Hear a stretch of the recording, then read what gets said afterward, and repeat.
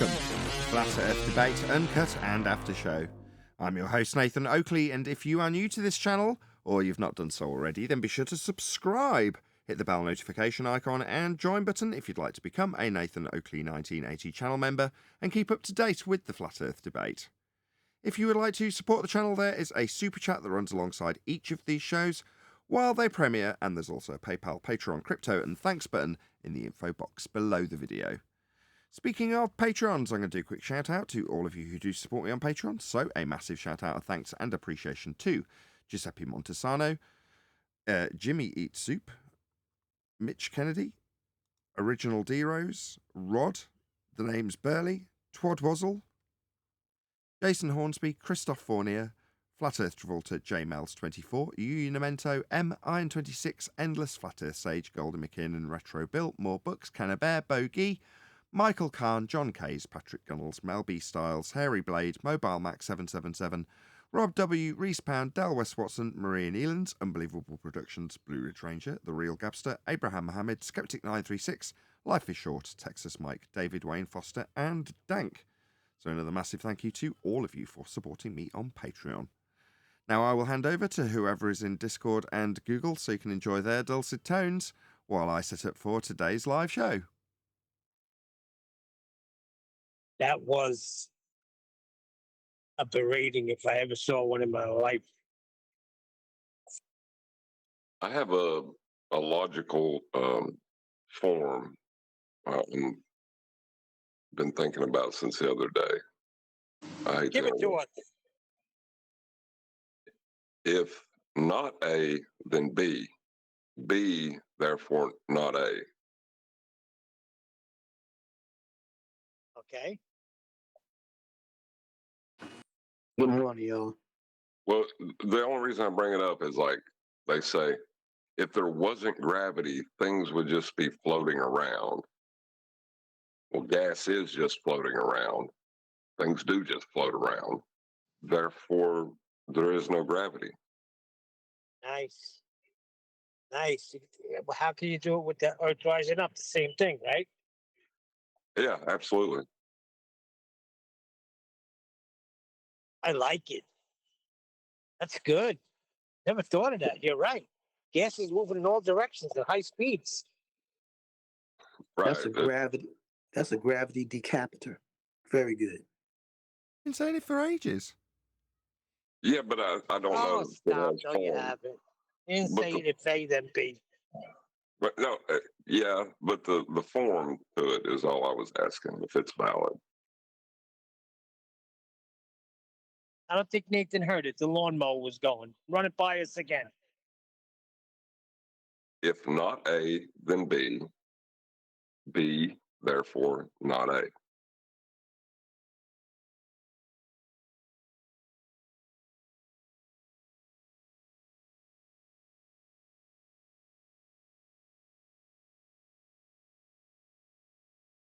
Well, I like it.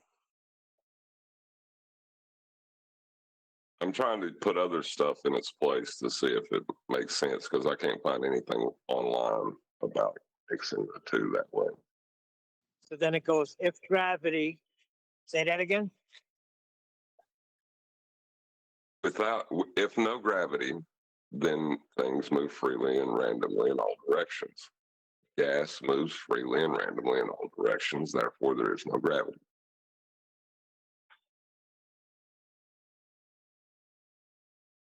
I must say, D Rose, that is the most annoying thing. Can you hear it or just see it? You see it. Is it a bunch of them flying up, or is it just the one lighting up on my block? Oh, there's a bunch of them lighting up. Going across the screen. Well, I want it to be very, very noticeable to say that I'm agreeing with you guys, or I'm laughing at what y'all saying.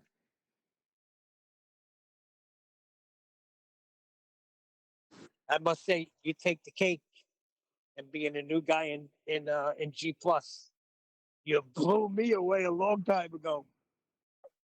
Thank you. Appreciate that.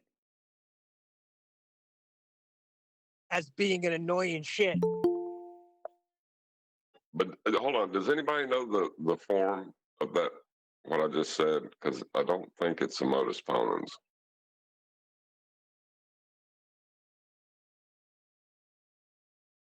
That ask Nathan that. He's the modus king, modus ponens king. How is it? Modus ponens or modus tollens? Well, modus ponens is if A, then B therefore A. Right. Well, this is similar to that, but it has a negative statement for the A. So if not A, then B therefore.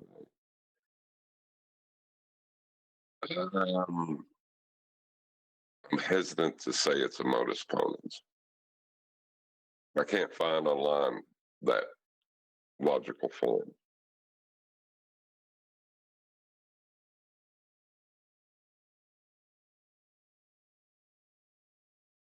John, what is that called again? You said modus ponens? Yeah, if A, then B therefore A is modus ponens. And what is that? A logical consistency? It's a logical form. Logical form. Yeah, I learned so much since I've been on Flat Earth Debate. I'm not even kidding. Even if I can't verbalize them, I know it. Like when Nathan said the other day, does anybody know what fallacy this is? Dun, dun, dun, dun, dun. I knew what it was. I just couldn't get to the mute button fast enough. And it's like when you're hearing shit, you know it's shit. Like Flatsoid was reviewing modern day debate with Witsit, Karen B, and a couple of ballers. Oh my God, the shit Witsit was saying. Karen B actually had a pretty good one. She laid down pretty much the black swan without saying the black swan. Laid it down. She didn't say see too far. She said it. How did she say it? It doesn't meet the geometrical constraints of a ball. She laid it down really good. But what's it? Well, was she talking about the horizon or an object you see with relation to the horizon? No, she was talking about the horizon, I think. Pretty sure. I gotta listen to it again. But he was the guy came in, and this is what he says. He goes, I'm not gonna talk about the horizon. I'm not saying anything about the horizon. I'm just gonna show you my footage that I have with the drone showing that there's curvature because the boat gets bigger when it goes higher and smaller when it goes lower. And I'm like, why would they not bring him? No, I'm sorry. The horizon is your Earth curve, buddy. I don't give a shit what your picture's showing. The horizon is Earth curve.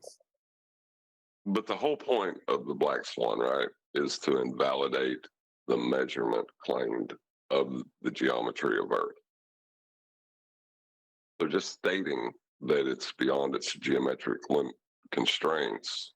It is nothing unless they like respond with refraction or something. Then you can hold them to that. You know what I'm saying? Yeah, which the guy did. The guy did. He said diffraction. The idiot. He's a real numpty. I wish Nathan would go over it. I got some timestamp. You could like put it on for like 2 minutes, and it's really funny. He's got this stupid picture, and he really thinks that he's got Earth curve.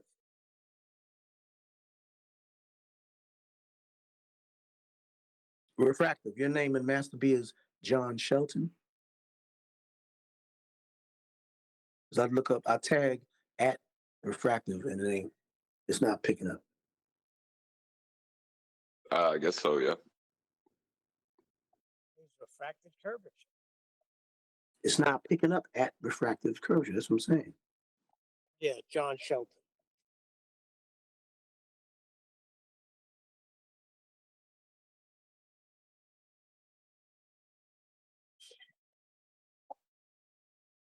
Well, look, there's nobody.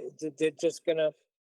I don't know. I don't see anything good in how he argues. When he was arguing gravity, he started talking about gravimeters and freaking acoustics and how he could get things to levitate, how he could get things to orbit. I'm like, what the freak is he talking about? Just destroy gravity. But Just he destroy said it. he said he could get things to orbit. Absolutely. Witsit said he could get things to orbit. Absolutely. I'll find it right now. Hold on. Witsit gets it. The flat earther is claiming No, orbit. shit's at 60. Yes. He said he could get things to orbit using electrostatics. That's what I said. This guy's detrimental. If I was a baller at that point, I would have said everything is conceded at this point. You need to leave. 100% correct. That's what I was thinking too. He's just proving the ball for them, this asshole. Yeah. Oh, you're going to get something to orbit, moving at a R value away from the center of Earth. Yeah. Yeah, you certainly will, won't you, Witsit? Center of Earth, Witsit.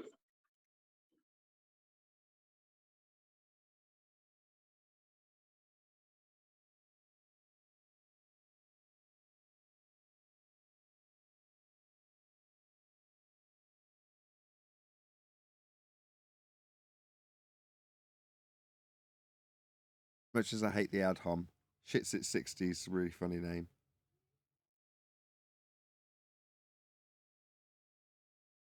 Well, yeah, but how are you going to claim orbits and be a flat earther? That's what I'm saying. I don't know what their agenda is. I don't even know what they are anymore. I don't. He kept saying, I don't want to hog up all the time like I did last time I want Karen B to speak. And he kept hogging up all the freaking time. Hunting is bullshit. Straight up bullshit. Dunning-Kruger isn't just a globe earth disease.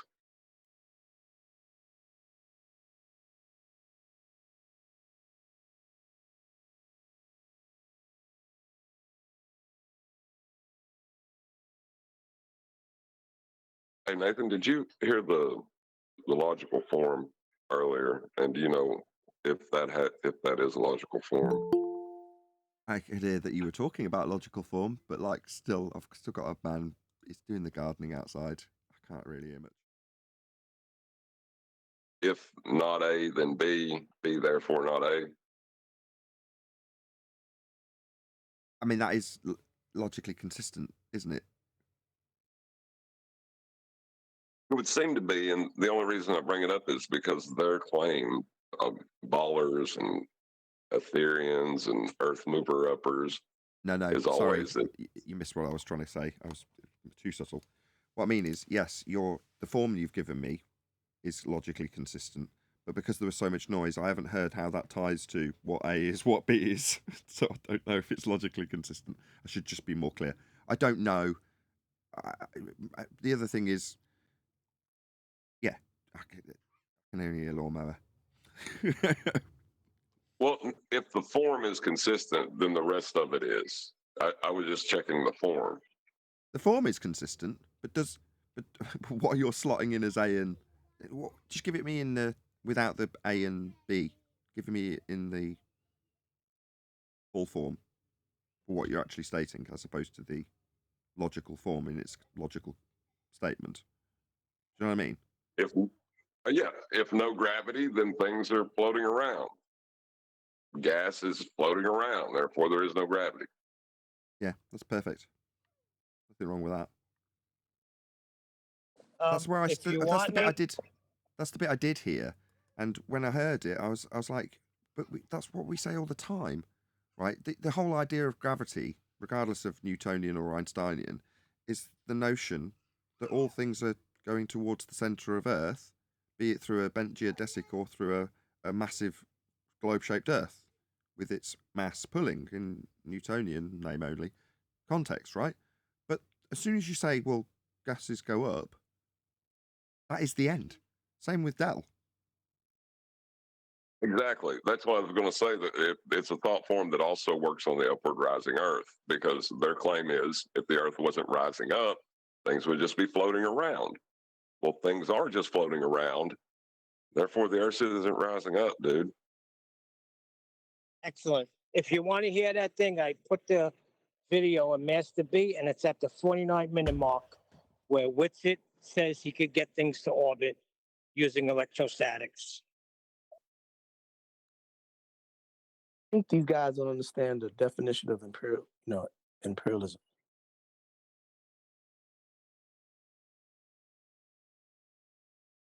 You know what I'm saying? Imperialism or Not empiricism? empiricism. They don't understand that. I just woke up. I got tongue tied. Empiricalism. You know, Empiricism. No, it says right? in the definition it says to test by experiment. That's what empiricism is. right, but it's the ultimate final conclusion.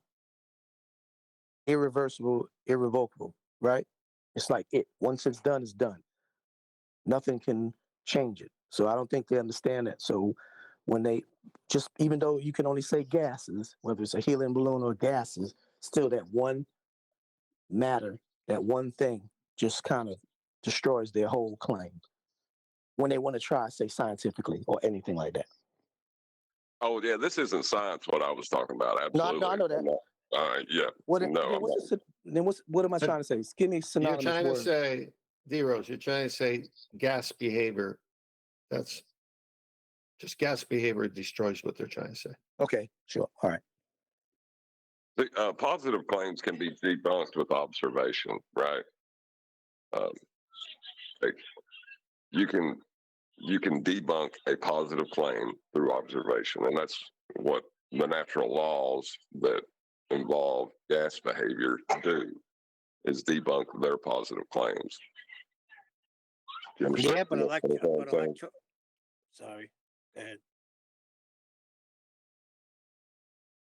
Yeah, but the electrostatic process makes D-Rose sleepwalk, but he can't talk because his tongue is tied.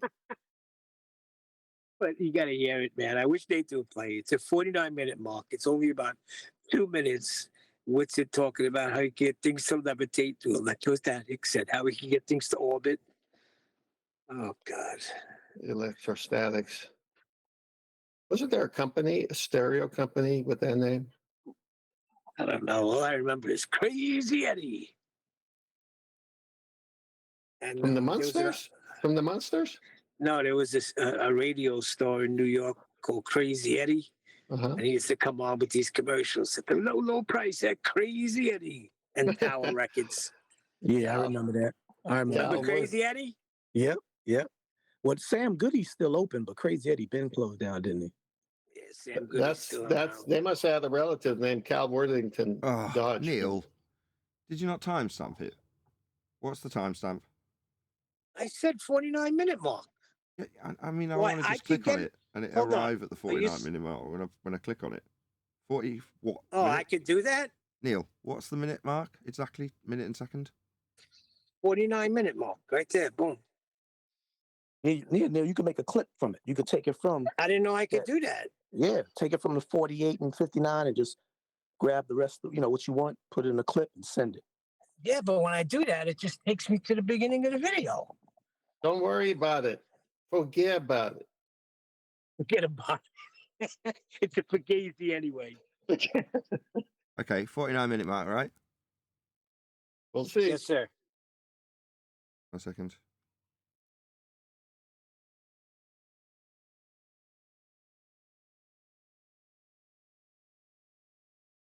You deny that.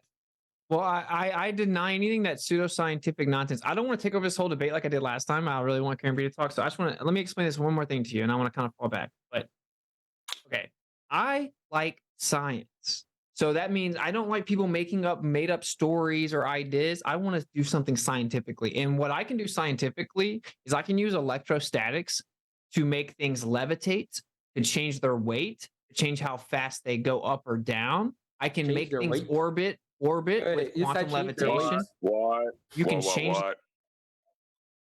You hear that? You Yeah, hear we that? heard. He said orbit. He said friggin' orbit. Yeah, he did. But he said He scientifically. said, Orbits, get him! He's the pseudoscientist. Well, no, I mean, just think if you're a baller in that debate, right? Or listening to it. And he's like, you can make things orbit. Like, what kind of idiot flat earther is out there claiming the heliocentric model and everything that's tied up with orbits? Okay, so John, let's do role play. I come in, I say, well, listen, gravity has been proven, and it's a fact because things pull to the center of the earth. I dropped my pen and it went down. What say you? So are you saying things would just float around if there was no gravity? Well, I wasn't expecting that, but I guess yeah. Things do just float around. That's what gas does. There is no gravity. Okay, how else? How would you kill it, Ten? Clouds.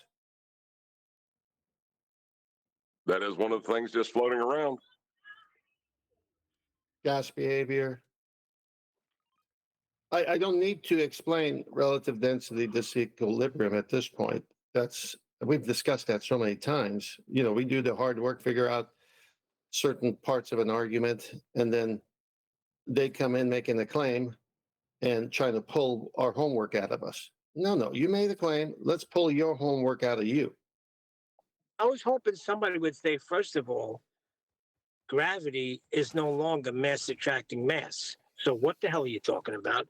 Gravity is now the bending of space-time, right? Right, but why would you use all your bullets when you could just use Okay. that one bullet and see where it leads? Because it kills you right away. John just said. So then without gravity, everything would float around? Right. Things do float around. So Yeah, there we go. So no gravity. Yeah, but we're not talking about gases. We're talking about things that have physicality. Oh, Well, gas is a particle. Yeah, it's like Never mind the clouds. it's like when they say everything is falling down, right? Why does everything fall down? And then you point out that everything doesn't fall down, and they're like, well, almost everything falls down. You know, like, come on, you big sissy. God, Almost everything falls down. I've heard somebody say only a couple of things go up. I'm not kidding around. They say, You know, yeah, when but only a couple of things go up. When someone goes on the real strict diet, their pants fall down. So is that gravity or is it a waste of time? Only a third of matter goes down, guys. Or only a third of matter floats around. Come There we on. go. It's only a third. And you really are the funny guy. That was a double pun there. Of course, Nathan won't mention my double puns. He's jealous. You're not allowed to mention them. You know him with his puns. You got to let him go unheard and let people figure them out. But I got to say, you guys cheer me up because I miss my wife so much. And the only Saturday I get is on this show in Flatfoot, but geez, I got to get home. Yeah, good. Nathan, I popped the video up for today. It's the same guy from yesterday, but on the continuation of Einstein relativity. Hey, I'm so proud that I got the 49-minute mark right. I was right on the money. Now all I got to do is learn how to do it so Nathan could just click it and not have to search for it. Well, when you send him a link, if you know it's the 49-minute mark, type in mark 49-minute and then add the link. That way he knows the mark. Yeah, I did that. But I thought I could do it and have it right on the spot when he plays it. Can you do that? Hang on. You did what? I'm looking.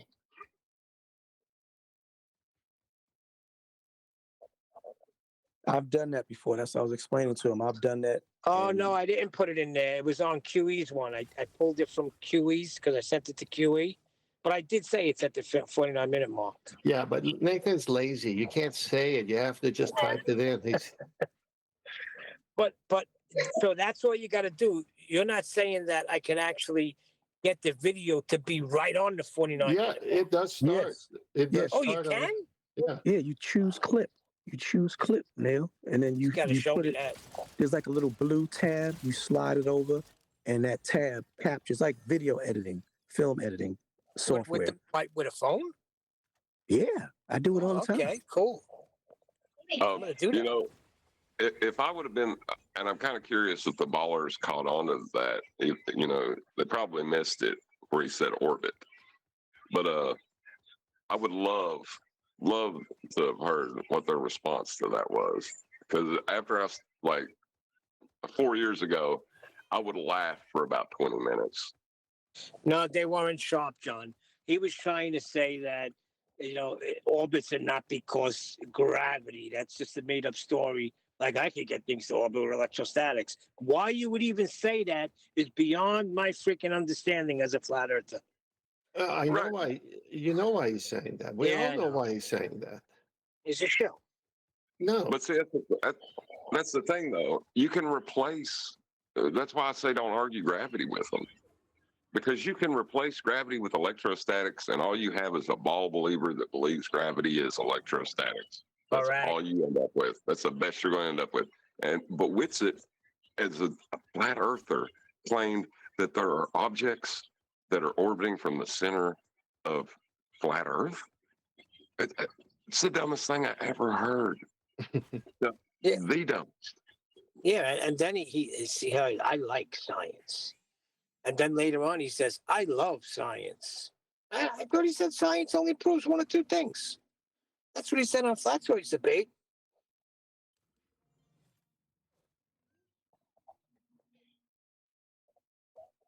And they also say science doesn't prove things. First of all, science means knowledge. That's what science means. I love knowledge too. Yeah, but in this genre, we're talking about natural science, correct? Well, then What we see in nature. Right. So what I see in nature is things floating around. So there's my science in nature. Things float around. Some things don't. But he goes on to call them pseudoscientists. No, I Hold can't on. let you have that one, Tim. I can't let you have that. That's not natural science. Well, if I see a rock sitting on a ledge and it's just sitting there, I can't say it's floating around, can I? That's not natural science, though.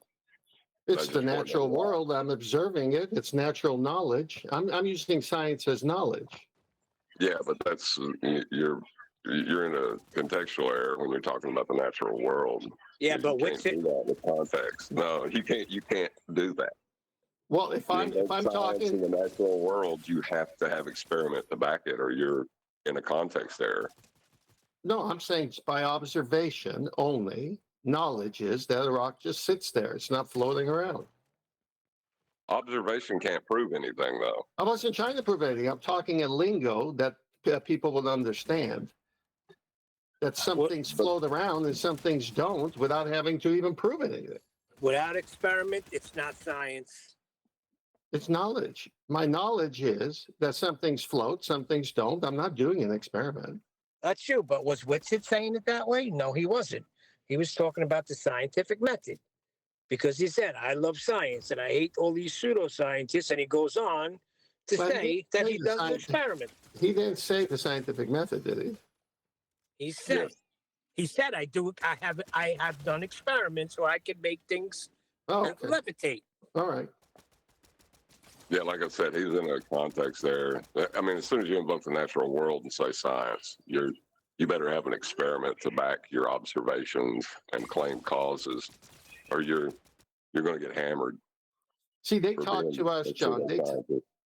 It's fun to do this, what I just did, because they talk to us this way. They talk to us, observe and declare. So I could observe and declare too, and just keep it at knowledge and without an experiment. I don't see rocks floating around. I see them at rest, and I see clouds floating around. That's what I see. So where's gravity? I like stare and declare better than stare and declare. Stare and declare. They stare at the stars and they declare what they. But that doesn't end up well. Deer in the headlights. They always get killed. Why do they do that, man? How about gaze and assume?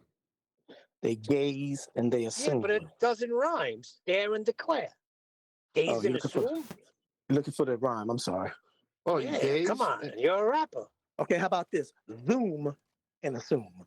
There you go. That's a good one. They get their telescope, they zoom and assume. Very good. No, that's what flat earthers used to do. Chocolate, help us wrap here. We're having trouble wrapping with gays in this room. What up, Chocolate? It's name it and claim it. Yo. What are you guys? You guys are rapping? What? We're trying to wrap, but we Wait don't a have. second. That's Christian dome, name it and claim it. Stare and declare or zoom and assume. Oh, that's Is the it ballers. Christian? Name it and claim it is Christian? Not last time I checked. No, it's the ballers. Yeah, but Christians do it too, Ted. No, Christians Name it, don't do claim it. that. No, arrogant Phony. people do You're that. right. You're right. The phony Christians do the prosperity doctrine. Yeah, How about I'm a monkey's uncle. Don't say that; it might come true. how about the old one? See it and believe it. How does that rhyme? You know, you disappointed me as a rapper. Chocolate. No, hey, Chocolate, you tell him that you don't when you're rhyming, you don't have to use the consonants to make them rhyme. You just use the vowel phonetic sound. Well, let me hear it. I didn't hear anything. Say it again. Go back and read the lyrics and listen to the songs of your favorite rappers, and you I see the know spelling. how they do it, but you didn't do that. Well, I didn't try to do it like that because I don't have no music and I'm not in my rap voice. I just said see it and believe it. Right, that's what we See need. it and believe it. See it and believe it. Then you retrieve it. Wow, And if your arms You are guys long are enough, you can hilarious retrieve this morning. Neil was getting Hold on, on. no. Listen, I Well, we miss were my wife, inspired. man. Chocolate, we were inspired, brother. Witsit claimed that he can make things orbit with electrostatics. Nathan, play it for Chocolate one time, please. That doesn't surprise me. He also said he could lift anything in the world with it. And then Brian Yeah, asked him, lifting stuff. Can you lift my phone? He said, no. Okay. But just think, you're having an argument with the baller, and you can see things fall around the central point of Earth. The constant rate. He called it a negligible force when he was debating Brian's logic. He said, "Yeah, it's mostly, relative density and disequilibrium, but it's in there, but it's very minute. It's negligible. Now it's lifting phones and orbiting." Yeah, he could orbit, he could lift lead. The guy said, what about lead? He goes, yeah, I could levitate lead. Anyway, he still claims victory on that Brian's logic little debate they had, a discussion. He's delusional, man. Orbits is a begging the question fallacy, though. So the minute that Witsit said orbits, he assumed that the Earth was a sphere and things were falling around it. That's the problem. Yeah, no flat earther does that. I would hope not. Or they don't know what the words they're using mean. Wait, so he didn't call just the term orbit begging the question. No. He said he can make that happen with electrostatics. Yes. Yes, That's what Nathan, come on, you got 2 minutes. Please play Yep. it. Yep. Jeez, bro. What the hell's going on? The other day I was thinking it's a funny time right now. Like a while ago, I remember I was having like a whole episode or something, or maybe a couple of them, talking about, flat Earth society. And like, where are these people that claim that the Earth is flat and that it's actually rising up? And we were like, is this even a thing? Because we don't hear that. And yesterday I'm thinking, well, I guess here they are. it took them a while to show their faces, but here they are. And now we got the rising earthers and then the Ethereans and all this craziness. It's like I just had a funny moment to myself yesterday. Like I remember saying I've never heard a flat earther claim that the earth is rising up. Like how is that even a thing? Or I thought it was like that chill flat earth society shit. I didn't think it was real. Good morning. Good morning. Good morning. Yo. I can make things orbit. Oh, in jokes immediately. Electrostatic. Okay, just for the Hold on, I audience's got benefit, I've got to do it immediately before housekeeping because of John, not normally characteristic of him, but there we go. So before we started the live show, we were discussing Witsit Gets It, who, as a flat earther, has offended quite a lot of the panel. I don't care about this, I can't be honest. I don't know why I'm so nonchalant about Witsit's current behaviour, probably because my computer's working really well. But either way, the panel have got a little bit hot under the collar, let's say, because orbits is something that a flat Earth is currently declaring with electrostatic incoherent dielectric accelerative forces, as they do. So maybe you can contextualize this a little bit further. Why the outrage? It's just some numpty nonsense from another idiot flat earther. Who cares? But you guys are obviously very keen to drop this in right at the beginning of the live show. So feel free to contextualize it for my audience and your audience as they are now. Well, for a flat earther, right, to claim that he can make things fall around the center of Earth is probably, first, that would mean Earth would have a center, therefore it would ipso facto have to be a sphere for it to have a center for orbits to exist. Well, for the audience's benefit, they can hear it. So that means I don't like people making up made up stories or ideas. I want to do something scientifically. And what I can do scientifically is I can use electrostatics to make things levitate, to change their weight, to change how fast they go up or down. I can Change make their things weight? orbit with You said quantum change their levitation. weights. There you Lord have have it. mercy. Lord have mercy. I Wait, mean, wait, who wait a cares? minute. This is Wait, just wait a minute. nonsense. This- Scientifically, were we called scammers because we say science Yep. proves things? Now you can do things scientifically, like begging the question Different of people. orbiting. Different people. Jeez. Hello. One was Jaron. This is Witsit. They're different people. Yeah, Yeah, he was on the Witsit same. He was on the same train with that, Yeah, what's it back? calling us scammers. No, come Witsit just on. claimed the Earth is- Witsit, let me get this right. Let's get our claims in order. You're saying Witsit was, what, chatting with Jaron and agreeing and saying we were scammers also? No one's presented that to me. I've never heard that. What?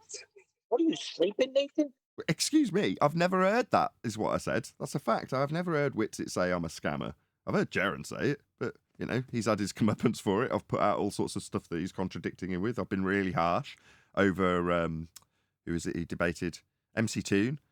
But, you know, that's enough for Jaron, I think. He's had enough punishment for calling me a scammer.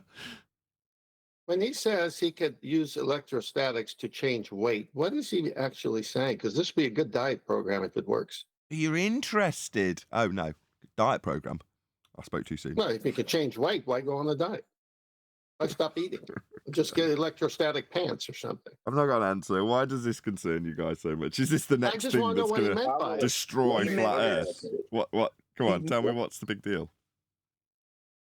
The big deal is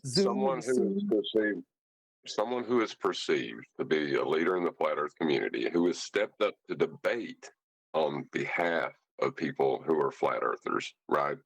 He's put himself in this position. He's saying that there is a all Earth, that things are traveling at an equal distance from the center of. Does that sound like a claim a flat earther should be making? It's not. I'm not his guru, and I'm not the arbiter of flat earthism. So, in that respect, with a very level-headed mind, who am I to tell him what he can and can't claim as a flat earther? Yeah, no, I'm not saying he can't claim it. I'm just saying it's stupid. It is the dumbest thing I've ever heard of. Okay, I'll see what you're saying. Counterproductive. Let me paraphrase then.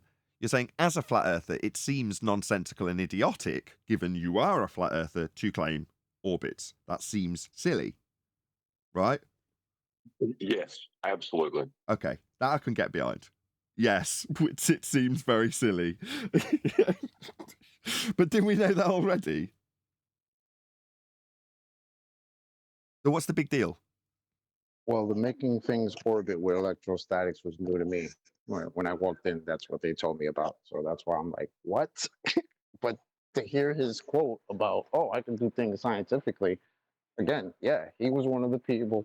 I literally got messages from calling us scammers.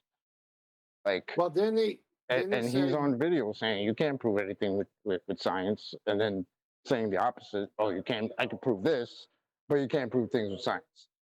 It's like, what the hell, man?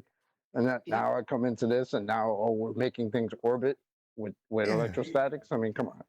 But on he the could big, have just in the he big could have scheme just of, stayed with. just one sec. In the big scheme of Okay. things, though, okay.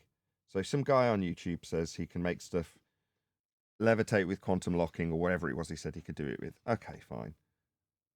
NASA and the general consensus of the world is that we and the ground we are standing on are falling around the sun. Now, I'm not being offended or anything, but that to me seems like the right fish to be frying. I don't know about you guys. I mean, Yeah. I can agree 100%.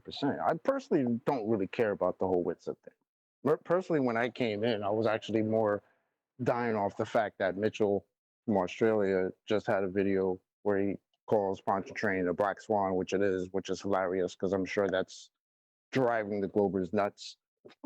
So that was more funny to me. This Witsit shit is retarded as far as I'm concerned. But anyway, but, I mean, there's always going to be parts of the panel where they fill in voids, deficiencies in me personally, right? And over the last week, it's been Adam doing it like a trooper, because every time with discussions over upward rising Earth or anything else for that matter, Adam's pretty consistent. But in this respect, it's to Dell and his claims of an upward rising Earth. That absolutely outrageous nonsense. Adam, at the end of every ad hominem discussion point that was taken away from the claim that Dell in this instance should be making, was quick to point out to the audience, because he's verbalizing it, that this takes us away from talking about elevation angles. It doesn't matter if we're proving Nathan's a shill or exposing him for his contradictions or whatever it is he's going for when he's looking for the win in that regard, rather than just demonstrating his claims and proving them with respect to a nonsense assertion that we rise up. But Adam's there the whole time going, all this does is make flat earthers look silly and take us away from proving Earth's flat with elevation angles. You need that voice of reason reiterating that point at the end, putting a punctuation mark to the fact that what are we here for? What is it that excites me? What is it that makes me get up in the morning and want to talk about and really want to get the really nice computer that it is now working and doing all this? Well, it's the bigger deception, isn't it? It's not what Witsit's doing. Or Nathan, let me in. Hang on. Let me in, Nathan. Okay, I'll win. I'm in a bit of a middle of a rant.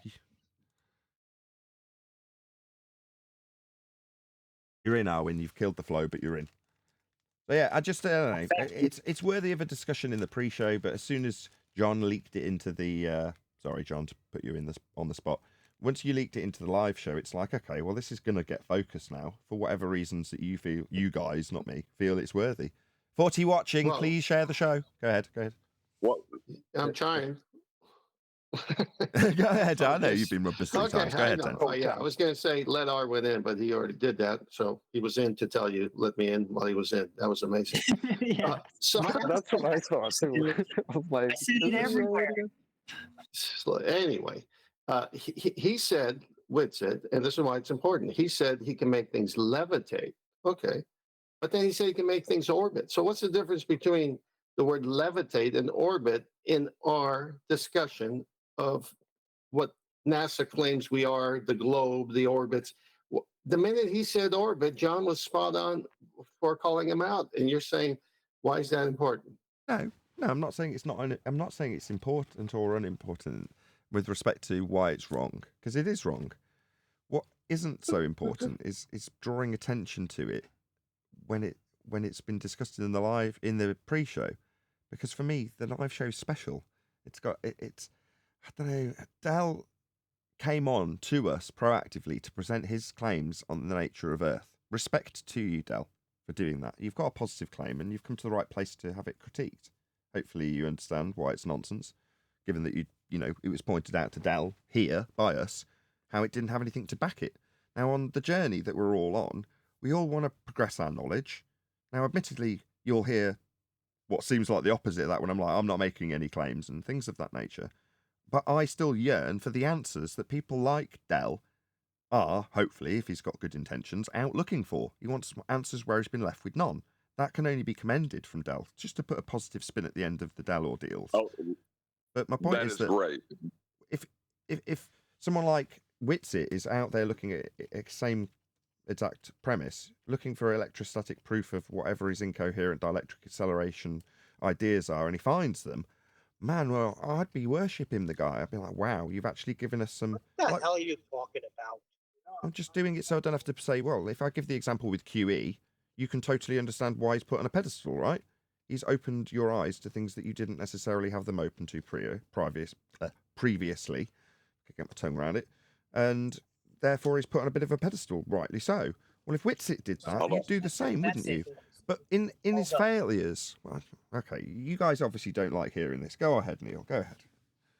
He brought attention to the scientific method.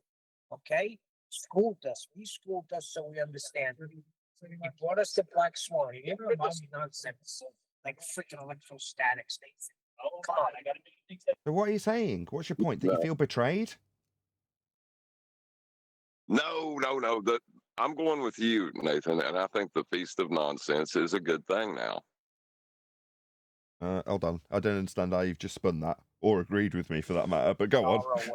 Oh, yeah, absolutely. The ideas that these people are putting out here, they're just trying to learn and get an understanding of the natural world. They could be wrong. And that's dope. But just because they're wrong, that we should be applauding them for putting out misinformation. I see what you did there. No. What? Yes, you're semi-agreeing with me, tongue in cheek, but I'll take that because no, you should. When on the road to success, you're going to experience many failures, and when you focus too much on people's failures when they're on our side, like Whitsitt or Dell, you lose sight of what could be commended. It's best to positively spin these things, especially if they're on our own side, so that.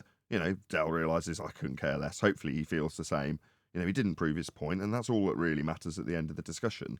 Regardless of who's saying they're going to expose who with recordings, it's all nonsense. That's that bit. That premise, Nathan. That premise is where I feel you're wrong. And you said, especially if they're on our side. They're not. Just because they hold one part of an argument doesn't mean they're on our side. On what side are we anyway? You can't have it both ways. Hold on. You can't have it both ways. You can't tell me that your objections and getting hurt on the collar about this are because he's stepping into the arena as a representative of us, but then simultaneously say he's not on our side. Well, which way do you want to have this? You can't have it both ways. But fine, a serial killer agrees with you on 70% of your beliefs, but the other 30, he kills people. Is he on your side? You say he's a Democrat.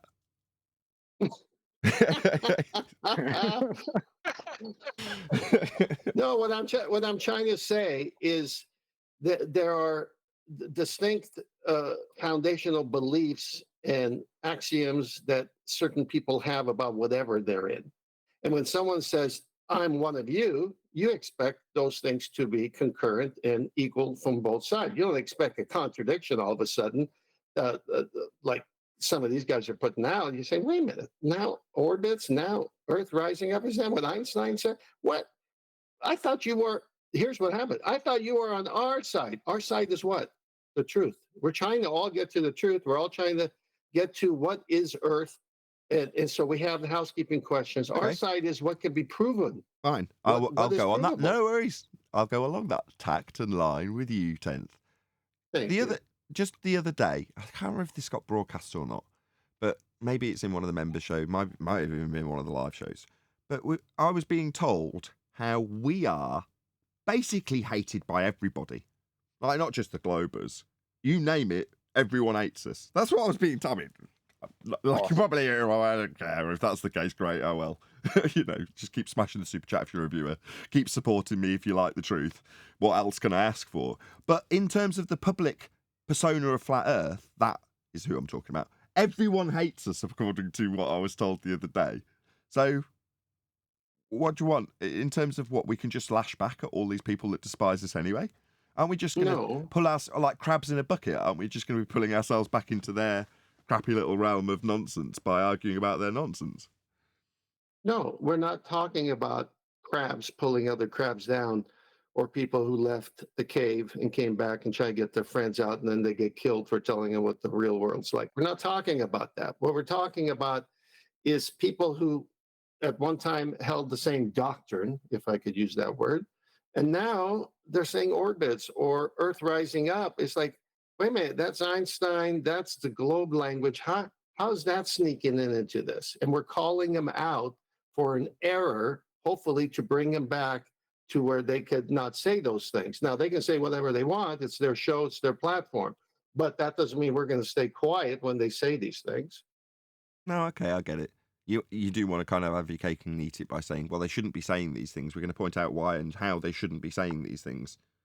Well, but they if can you say what they want. Let me finish. Let me finish. If you identify yourself as a flat earther, stationary, stars are moving, right? No radius, then don't say anything contrary to that or change your identification. Don't oppress me. I identify as a black transgender lesbian. How about I these always, flat thought of earthers? you, I always thought of you that way, so don't worry about it. What do I have to worry about then? Nathan- As a black transgender Nothing. lesbian, as opposed to a flat earther, what do I have to worry about what other people, flat earthers in this instance, are saying? It doesn't matter what your skin color is. It doesn't matter that. You at least know you live on a stationary earth. Yeah, Right. so Hold on, I'm leading 10th, whoever's interrupting continually.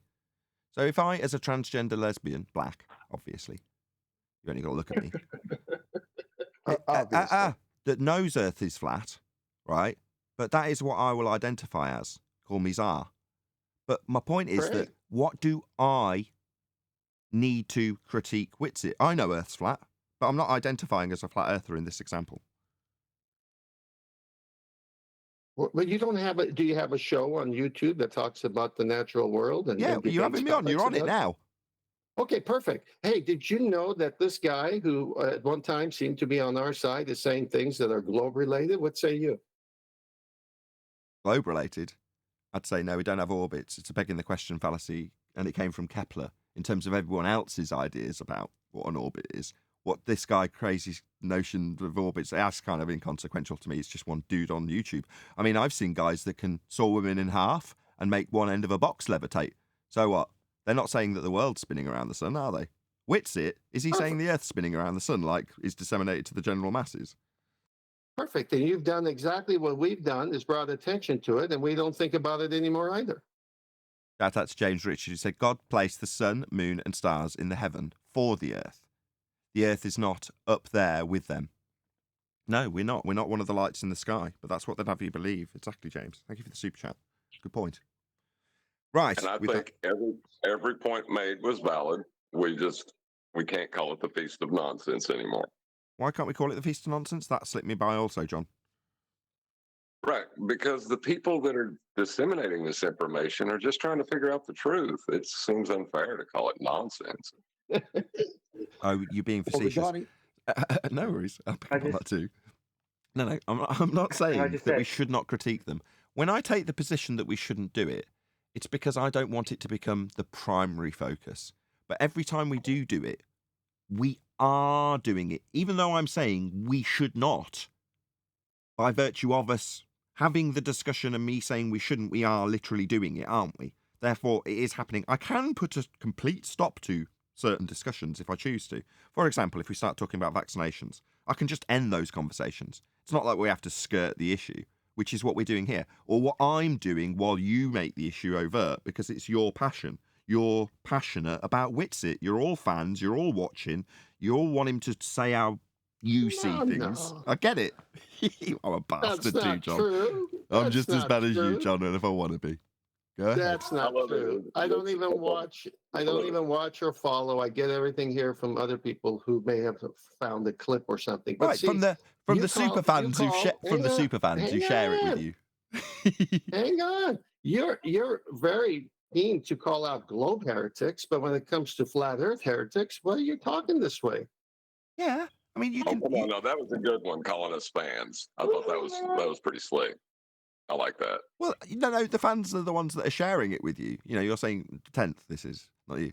That you're getting these links from all the super fans who share the links with you. They're watching, they're sharing. Yeah, lucky old Witsit is what I say. Please share my show, guys, you know, so we can all have this hot topic discussed about flat earth debate rather than the super fandom of Witsit and his shares that he's getting. Lucky old bastard.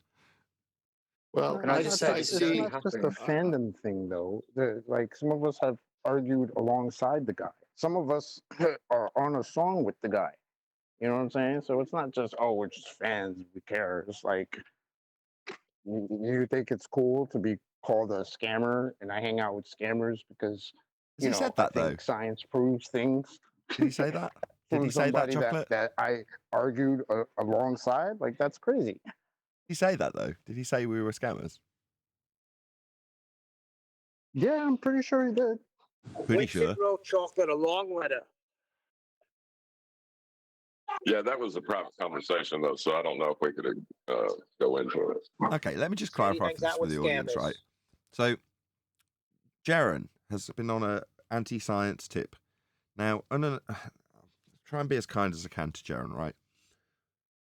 In his research, he has mistaken, quote, science, which from this point forth will be hyper-specific about it, which is the scientific method, the empirical method of science, we will refer to as science, in quotes. Okay? Jaron has mistaken science, in quotes, for pseudoscience. Okay, now, in the arena we are in, it's riddled with pseudoscience. In fact, 90%, if not more, of the claims that are science aren't science, they're pseudoscience. So for the most part, Jaron is actually correct. Yeah, when he says these science believers they're making it up with maths, yeah, that's all true. He's right. But there's a nuance he's missed, which is the reason they're calling everything science is because science is empirical, and if you can lend credence to your maths or your nonsensical assertion, like earthward rising or earthward spinning or earth in orbit, if you can take those maths and make the person you're telling them believe that it's empirically validated, you use the word of empiricism. So you say, science proves orbits, science proves the globe, science proves Timotei makes your hair shiny. You can use it in that context because we as individuals trained in the Western world education system understand, because we were trained young, that science does prove things. Now, because Jaron, that is, seen so many people claiming science where it's not proving a damn thing and he can very easily disprove it and show how, he's, like I say, misappropriated the use of science when he's decrying science. Because if he had a subtle change in language, which is to say, pseudoscience isn't proving anything, we would all be in agreement having a picnic right now. Unfortunately, here on Flat Earth Debate, we're disseminating science as the empirical method and then asking those 90% of people with the claims of science to actually present it in the empirical format so that it can have the credence they are stealing. Anyway, with all that under our respective belts, so we all understand the background, with Jaron's misapprehension in tow, he's then, when we say science does prove things, said that no, given that he's seen 90% of the time nothing being proven and maths rather than science, physics, he said we are scammers. Now, I can totally understand his perspective. I've even peppered the preamble so that you can, as an audience member, also appreciate how Jaron has reached the position where he's recognised lots of con artists saying they've got science and it turns out not to be, only to hear someone on his own side, like we're moaning about Witsit, saying science does prove things. You can see where that cross wire comes into play. However, in so doing, he also called us scammers. I'm not going to dwell on that too much, but that is the unfortunate truth of this. Now, obviously, I've taken umbrage to that and responded in many ways, but now I want to, in light of actually Bob's death, very much you can reflect on these things and what, in terms of what you cannot achieve when someone's dead. Jaron's not dead. There's a lot that can be achieved with Jaron.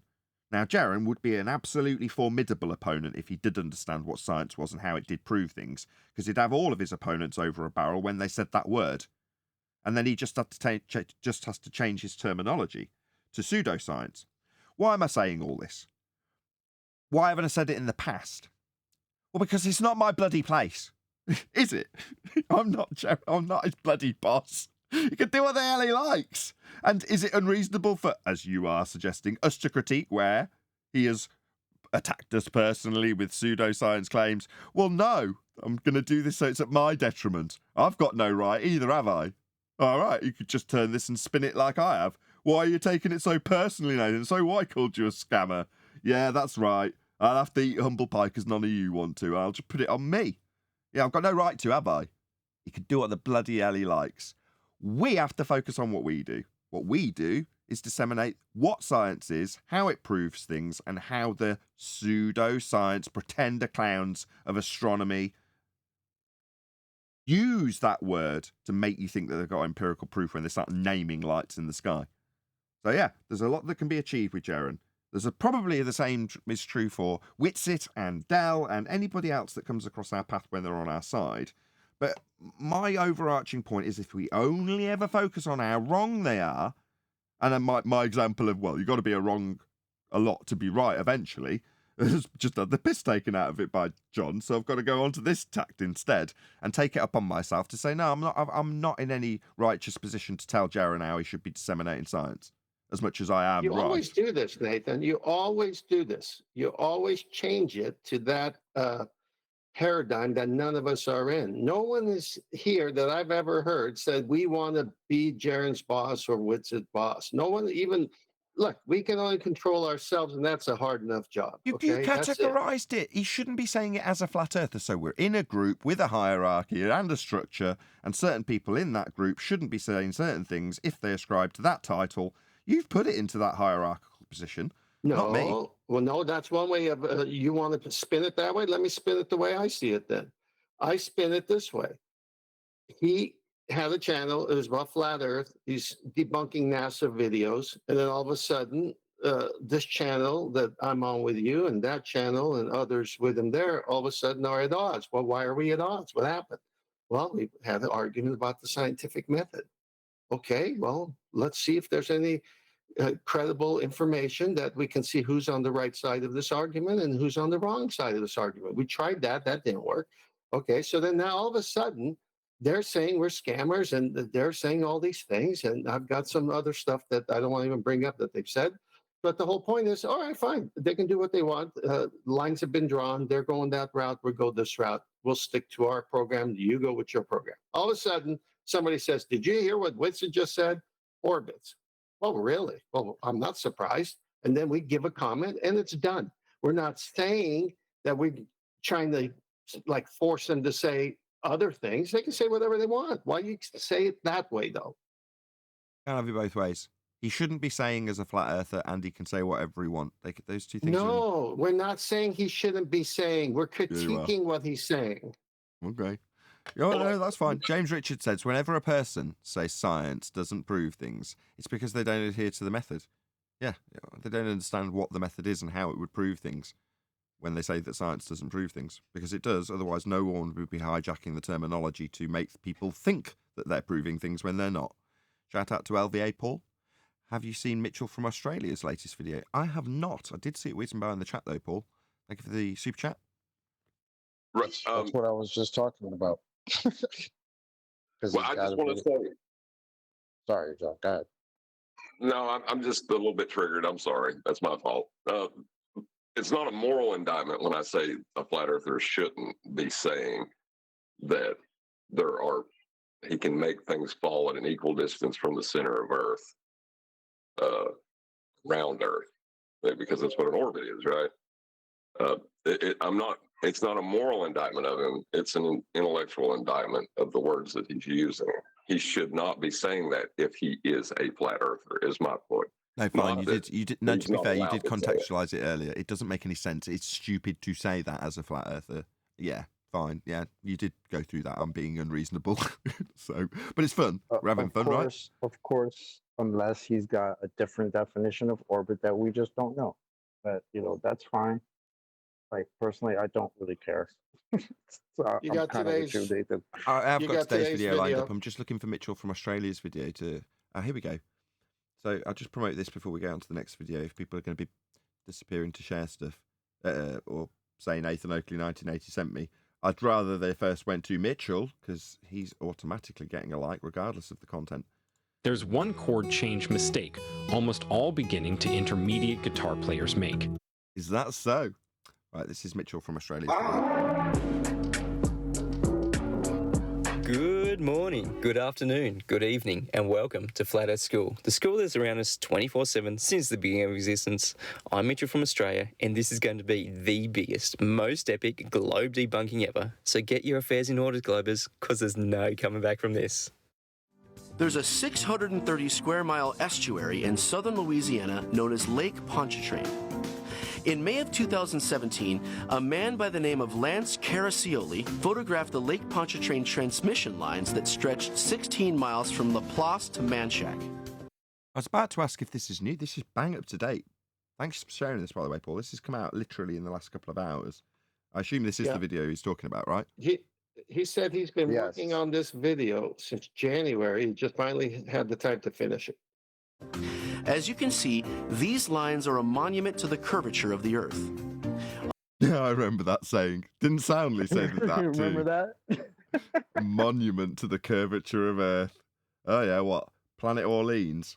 A little further to the east, when on their way to New Orleans, travelers crossed this body of water on one of the most amazing bridges in the world, the 24-mile-long Lake Pontchartrain Causeway.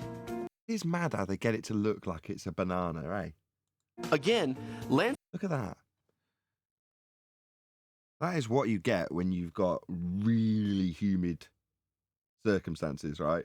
Look at how bent that little bridge looks. It looks like a roller coaster. Isn't that mad? But the funny thing is, you would see that everywhere. Right, not just over. Why is this just one bridge in the entire planet that can show this? Like, come on, this is why it's such a joke. It's a really swampy area. It's really humid, right? I remember QE describing it. I've never been there, but saying you can cut the air with a knife. It's like really thick. It's just very humid there. It's swampy. But like Chocolate says, yeah, we'd see this all the time though. You know, it would be this obvious, this whole curved Earth thing. It would be this pronounced if Earth was falling away from you at 8 inches per mile squared. You'd notice. And they're saying, look, you really do. If you go to, you know, Lake Pontchartrain and you look at this particular angle, you can get it like this. And then everything looks like you're on a roller coaster. Okay? Lance's images capture the shape of the Earth. See? Capture the shape of the Earth, do they? Okay, cool. So we can measure this bridge at 8 inches per mile squared, dropping then, if it's matching the shape of the Earth as you think it's a sphere. No, but we can't, can we? So what the hell? Did they build that bridge with a water level in respect to water level? Right. No, there's a waterfall at the end of this, John. You see where this little hooked bit is? No, that's actually a waterfall. It's all like cascading off the end of it. Yeah, but Nathan, look at that supposed curve of these things beside the bridge, right? That go in that supposed curve. Well, and then look at the horizon behind that. It's about to be a mountain ridge. How freaking huge are those mountains back there? Oh, it's all bollocks, Arwen. It's just nonsense. It's supposed to stick out of that curve. They would have been like huge. Yeah, they're sticking up from behind the curve of the Earth, Arwen. What's the matter with you, man? Yeah, but how freaking big would those mountains be at that angular size to stick out that much of that curve? You see, it would be like Mount Everest behind it. Quick shout out to Original D Rose. Says, don't butcher it, Nathan. Haters gonna hate, especially hate FE debate. Keep killing them with science. We let them name it and claim it. Float it to show it. Zoom and assume. Stare and declare in order to see it to believe. Thank you very much for the super chat, D Rose. Wait, before you just move on, look at the picture. Do you think anybody's driving over that? What is it? Isosceles triangle that's in the middle of the bridge. Imagine driving that bridge. Nah, I often drive at a 1 in 3 incline. My car does that. And you often put a 1 in 3 incline in the middle of a bridge. Not that I in any way could insinuate that the photo's been messed about with. Look at the proportions, yeah? This is what they've had to do, is pervert the proportions to try and build that curve in. And in doing so, look at the ridiculousness of what they do to that at that point. Look at those cars. You'd be cacking it on the one on the left. Oh, I love it. Quick shout out to Central Goat. It says QE utilising the death cell to have us focused on the flat earthers on our 6. Oh, right, yeah, on our 6 with toy lightsabers has worked.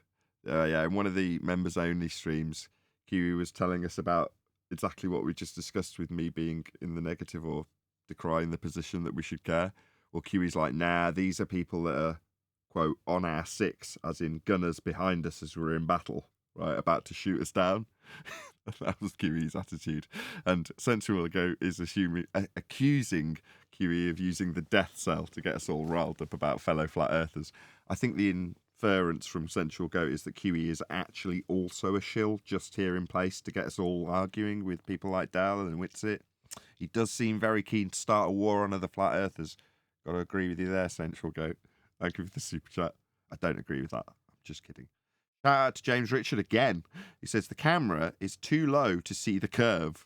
When we see it as flat, our eyes are playing tricks on us. Yet when we see it curved, it's real. Right.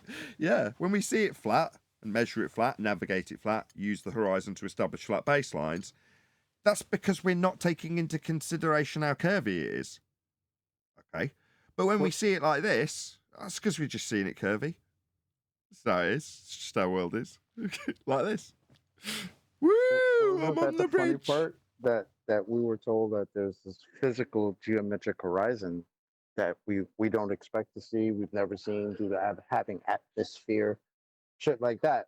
But yet they've got a bridge that they say they have a picture of it because it's a monument to the curve of the earth, to a monument to the geometric horizon we don't expect and never seen before. That one.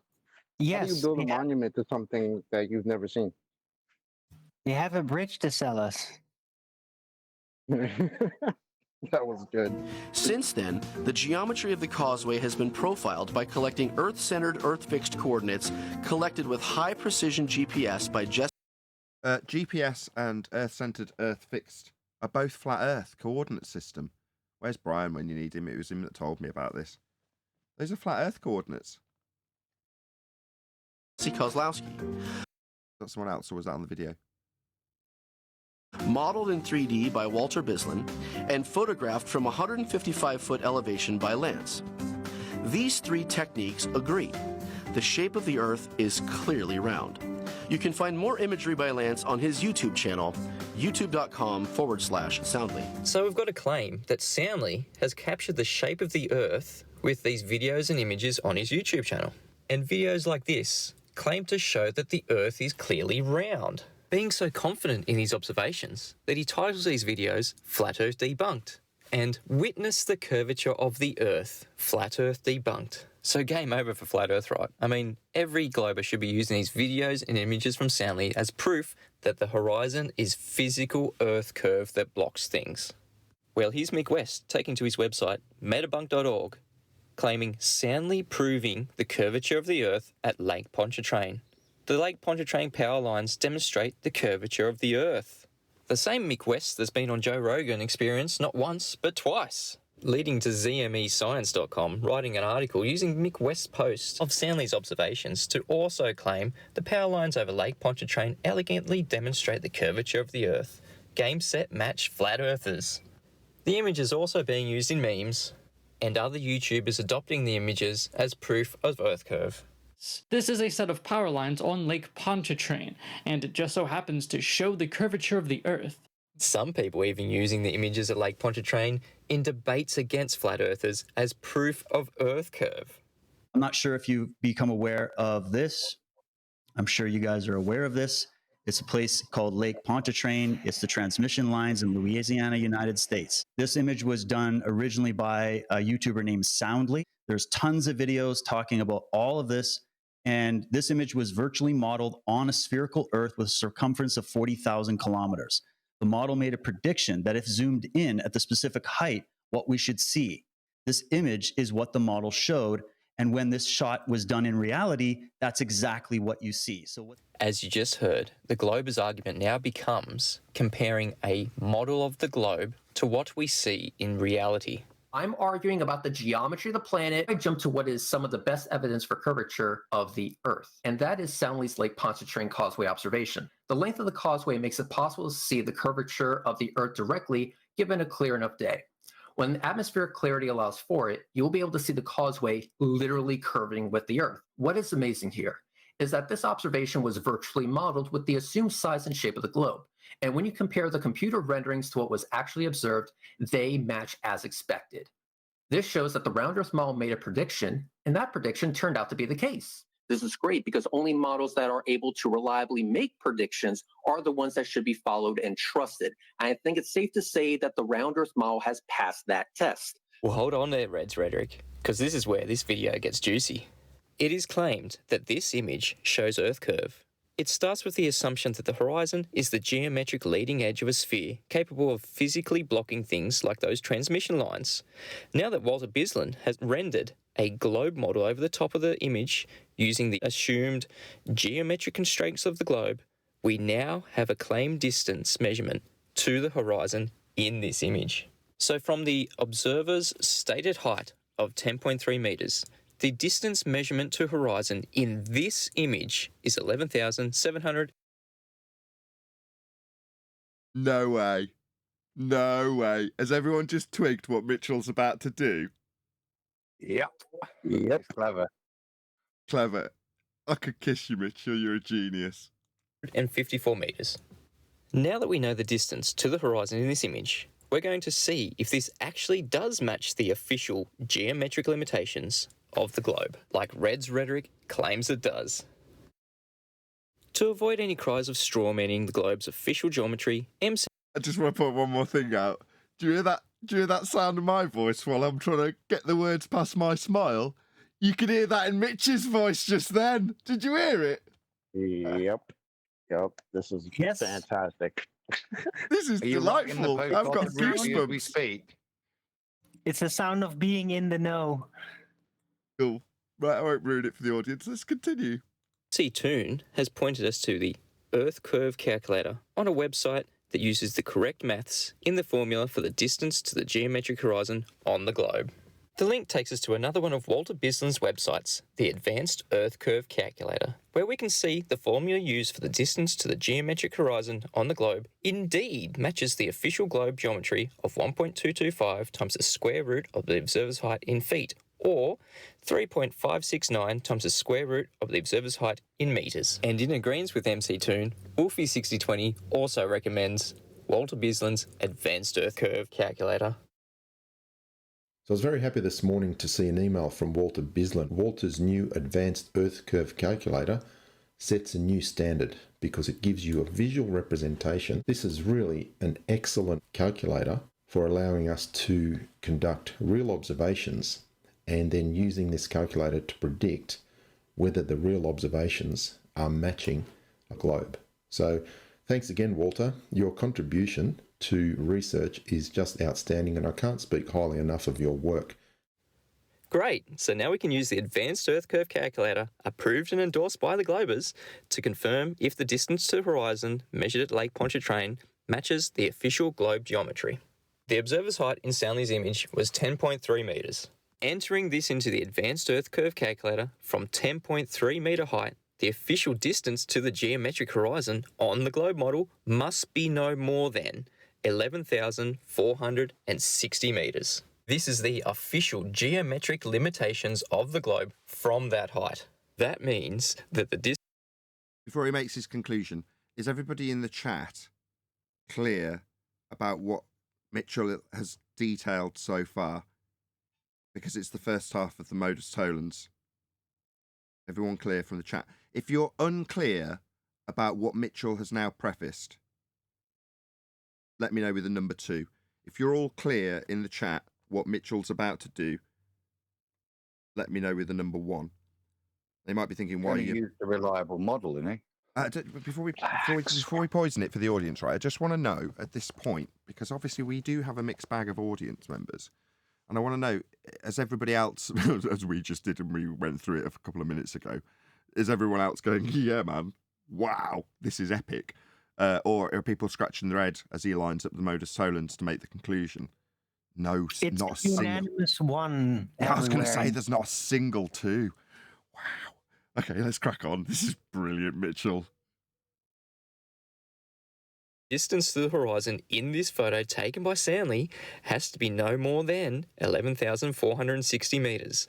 But as you can clearly see, from Stanley's observer height of 10.3 metres, the distance measurement to the horizon in this image is further than that, at 11,754 metres. For those playing at home, that means that this image of Soundly's, used by so many globers as proof of Earth curve, this horizon, in fact, exceeds the geometric limitations of the globe.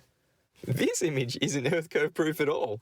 In fact, it is the Lake Pontchartrain Black Swan. That's right. This image captured by Soundly at Lake Pontchartrain is a black swan.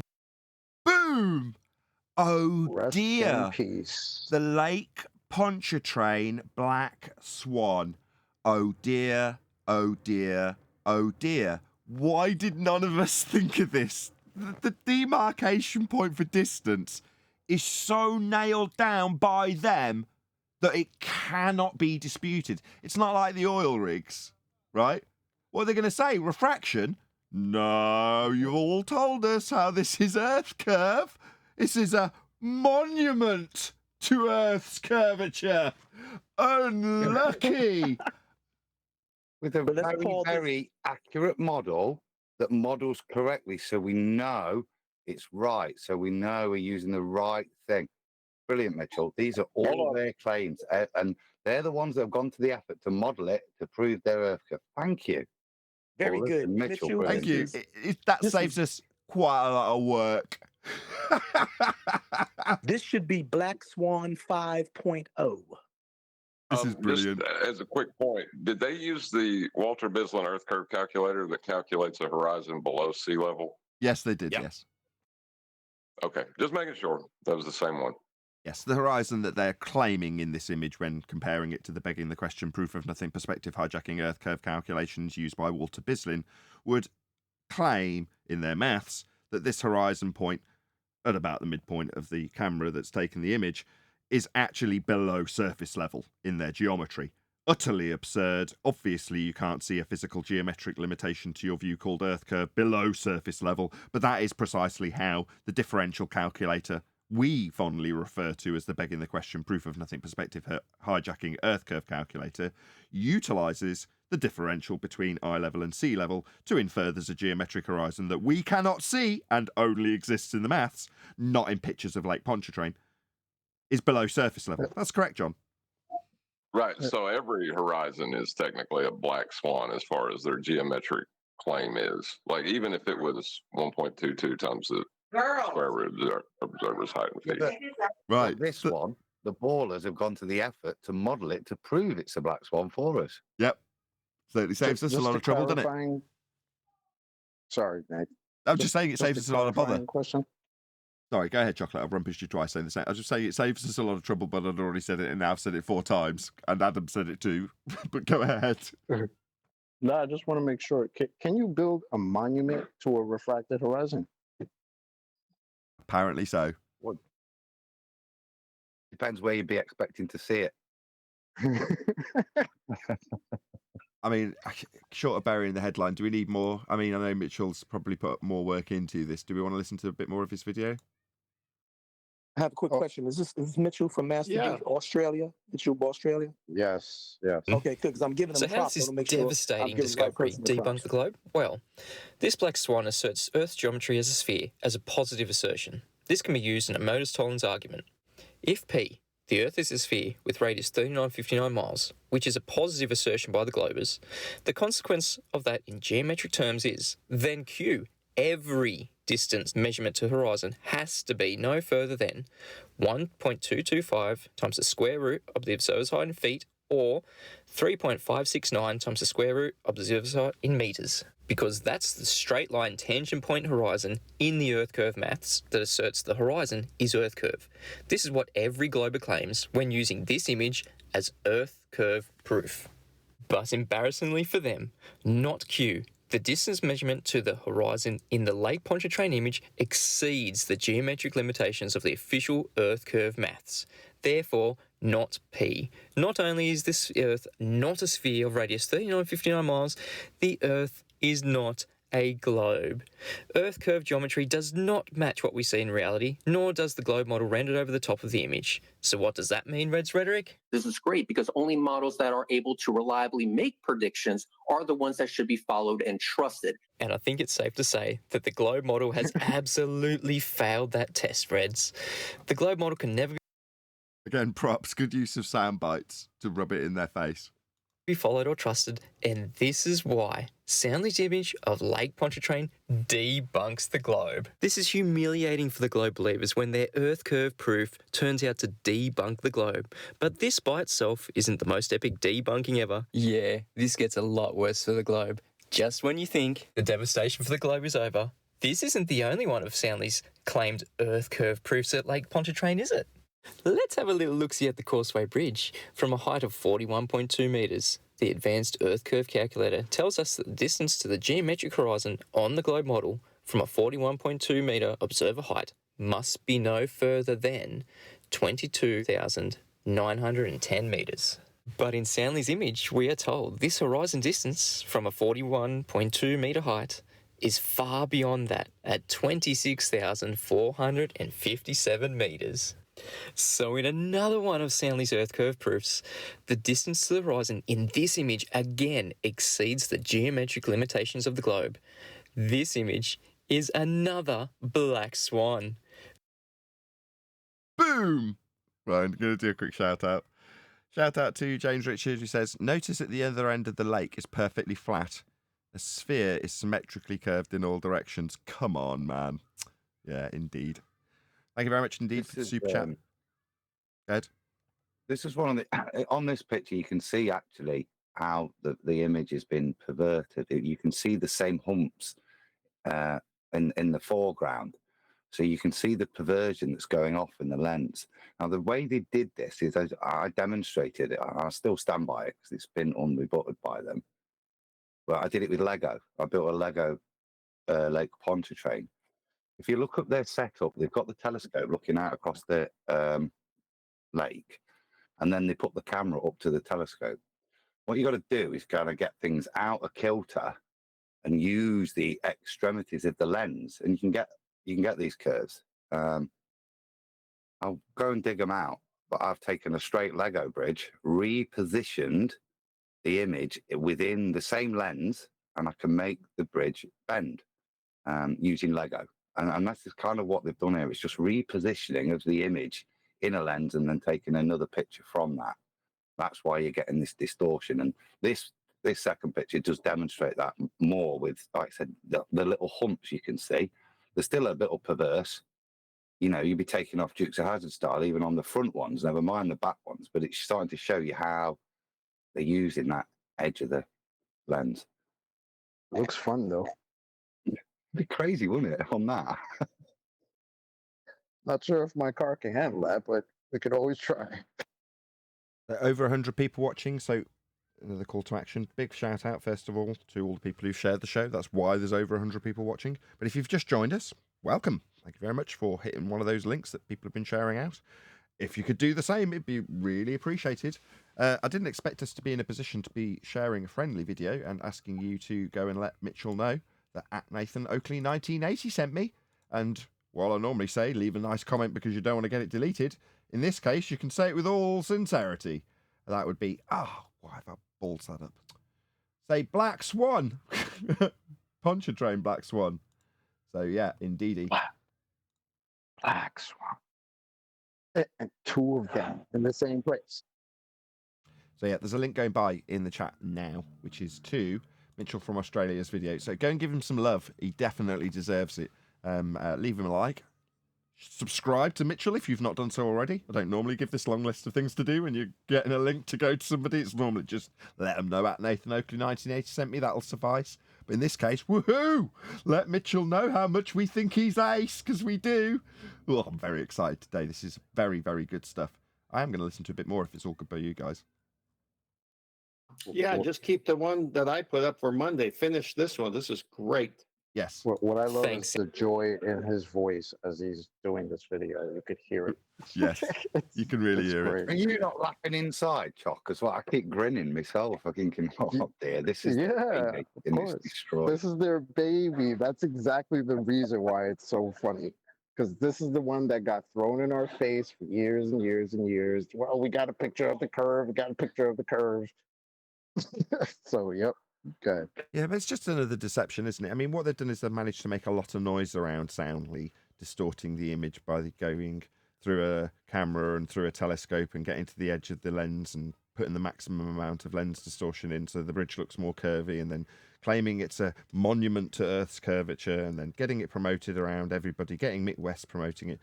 But, you know, this initially just had a load of people going, here's my image of Pontchartrain, looks nothing like that. Just looks like you'd expect it to look, even though it is really humid. But that's Nathan. what initially got presented. This, by contrast, is much better. So unlike 50 the other day, where it's like, oh, what, the black swan fallacy? So next time someone mentions Pontchartrain, oh, you mean the Lake Pontchartrain black swan? Now, just one more thing, right? The other day, again with 50, it's like, why are you still here? And my answer to him was, all roads lead to flat Earth. Now, that seems to be without exception. Now, this is the most extreme example of it, because this is claimed to be a poster child of curved Earth. And yet, what do you know? Mitchell's found a shortcut through the bushes to a flat Earth from Lake Pontchartrain. I just can't quite believe it. Absolutely 50, epic. You mean 50 as in unorthodox? The same guy who came here and literally told us with his own voice that Pontchartrain is the monument to the curve of the Earth. Right. Can I ask a question about that? If it's the monument, then does that mean this is the geometric horizon that it could only be seen if there was no atmosphere? Right. Yes. What's even funnier than that is after all the fanfare with this Pontchartrain, right? The guy who made this video, Soundly, disappeared for a while. He was out of the loop. Then the Black Swan showed up, and then he showed back up. And when he was presented with the Black Swan, what did he call the geometric horizon? Word soup. Now, Is this a subtle that's dig? pretty funny to me, being the fact that this is the guy that supposedly got the picture of the geometric horizon.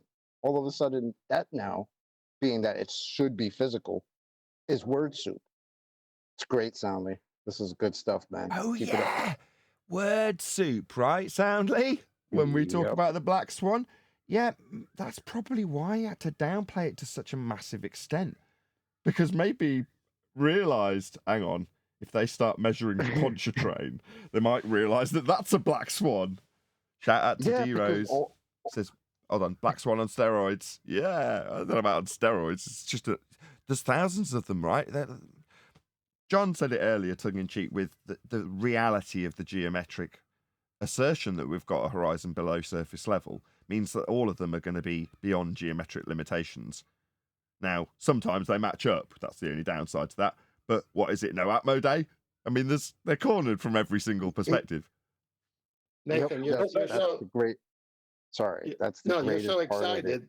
I'm sorry, Chocolate. I was just going to say there's a bunch of super Go for chats, it. Nathan. Well, I just wanted to say that even if the horizon was 1.22 times the observer's height in square feet away from you, right, it would still not be below surface level. Because that's part of the definition of horizon is where the surface level meets the sky. So it'll never be that geometric limitation that they want it to be. Imagine being the guy that supposedly is now infamous for taking a picture of the curve of the Earth. You go away for a little while, and when you come back, all your compadres are telling the flat earthers, the opposition, that they've never seen the curve of the Earth. Can't measure it. Imagine being in that position. That's why he had to go, it's a geometric, it's word soup. You This shout is out. fantastic. Another shout out to D Rose says results: Earth curve death, Earth curve wake, Earth curve funeral, and Earth curve cremation. Celebrate Black Swan 5.0. Thank you very much for the super chat, D Rose. Really appreciate the support. Also, shout out to Retro Bill. Let's just scroll down. Shout out to Retro Bill. Yeah, but what about all those white swans you're ignoring, Nathan? Yes, if you want to ignore the Modus Tollens and focus on the Karl Popper and misunderstand it, then yeah, that's a good point, Retro Bill. Thank you for the super chat. Also, wow, shout out to James Williams. Wow, big super chat. Love the show. Thank you for the support. Absolutely incredible. Really appreciate it. Thank you so much. You know, 50 was saying, well, what about all the other times that the horizon does conform to Earth's geometry in the Earth curve calculator? When it never does. There is never a situation where you will see a horizon below surface level. Well, who cares? Make them That is the tell us dumbest- what the significance is if you get one day something that matches and another day. Let them make the claim. I think You're now saying if I get a match, it means something. Well, what does it mean? You're right, Adam, but maybe I've not quite fully picked up on what John was saying, and maybe the penny's starting to drop. Are you saying that there is no possibility of ever getting one to match, John, because of the fact? No. Yeah, exactly. But even if it was 1.22 times the observer's height in feet away from you, it is still not below surface level. It cannot match. The whole idea is ludicrous. To match what? Geometry that came from a flat Earth elevation angle? Yeah, but the flat Earth elevation angle is surface level in their maths also, right? When we've got curved maths to hand. In the curved maths, right, it does actually denote in Besselin's, what's the metabunk, I can't remember what the third one's called. They're all based on the same exact premise and the same maths. And they all have surface level. They've got to establish horizontal. Do you remember a couple of months ago we were saying, for all the fundies that were asking us about curve horizontal and bent straight and all that sort of stuff? We're like, no. In your own maths, your geometry requires that horizontal be horizontal, that level be level. Here it is, surface level, right? Now, obviously, the wider implications of that we've gone through, but what John's now saying is, because of that fact, right, what is surface level? In reality, well, it's the surface level, isn't it? The level of the surface that you're standing on. Okay, now, that in itself is a flat earth proof, but that aside, when they take their maths, which has got a picture of a globe and marked with an X labelled horizon, geometric tangent point, below the surface level, how the hell can you ever have it match when it's always below the surface level, the geometric horizon that is? And the obvious answer is never. Right, John? Right. There is no such thing as white swans in my analogy. They're talking about white unicorns. And what we're giving them is a black unicorn? No, there's just no unicorns. This is just surface level. It's a differential calculator between two flat planes. There is no Earth curve geometry. It's an absurdity. How you going to with your Lego, Adam? No, I was going to say that's what we cover when you have your eye line horizontal, right? The fictitious one at your eye line, established by your zenith, if you could establish it. It'd be hard at sea, but easy on land.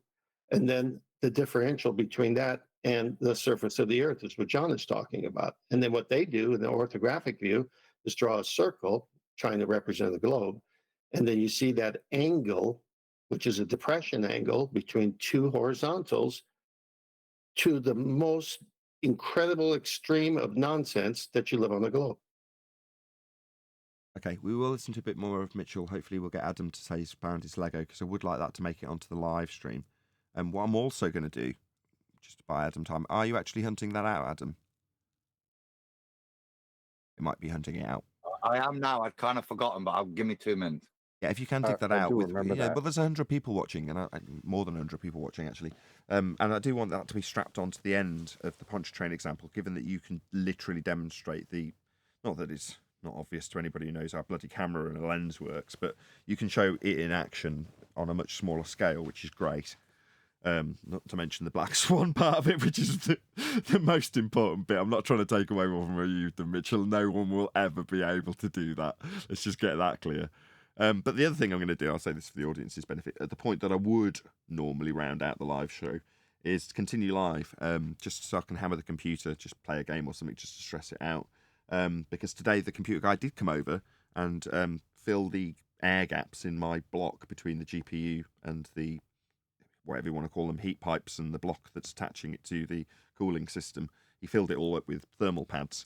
And initially, when he tested it, I was like, that's exactly the same. Hasn't made any difference. However, since running the show, I can't quite believe the temperatures. The GPU's at like 39C. It's not normally that cool at idle. It's running the show currently. So I just want to stress it while live, which is literally the most stressful thing that this computer does. So once we've concluded with Adam's pictures, we'll listen to a bit more of Mitchell from Australia, and then I'll remain live, although I'll thank people just in case, unlikely, that there is any crashes after that point. So I only need to do that once. But once that's done, hopefully this computer will carry on for 5 years now. Now he's had to add the back off it and put those thermal pads in. Anyway, I'll play a bit more from Mitchell till Adam pipes up. I'll leave the lines open so you can interrupt Adam. Stanley, you've debunked Earth curve and the globe again.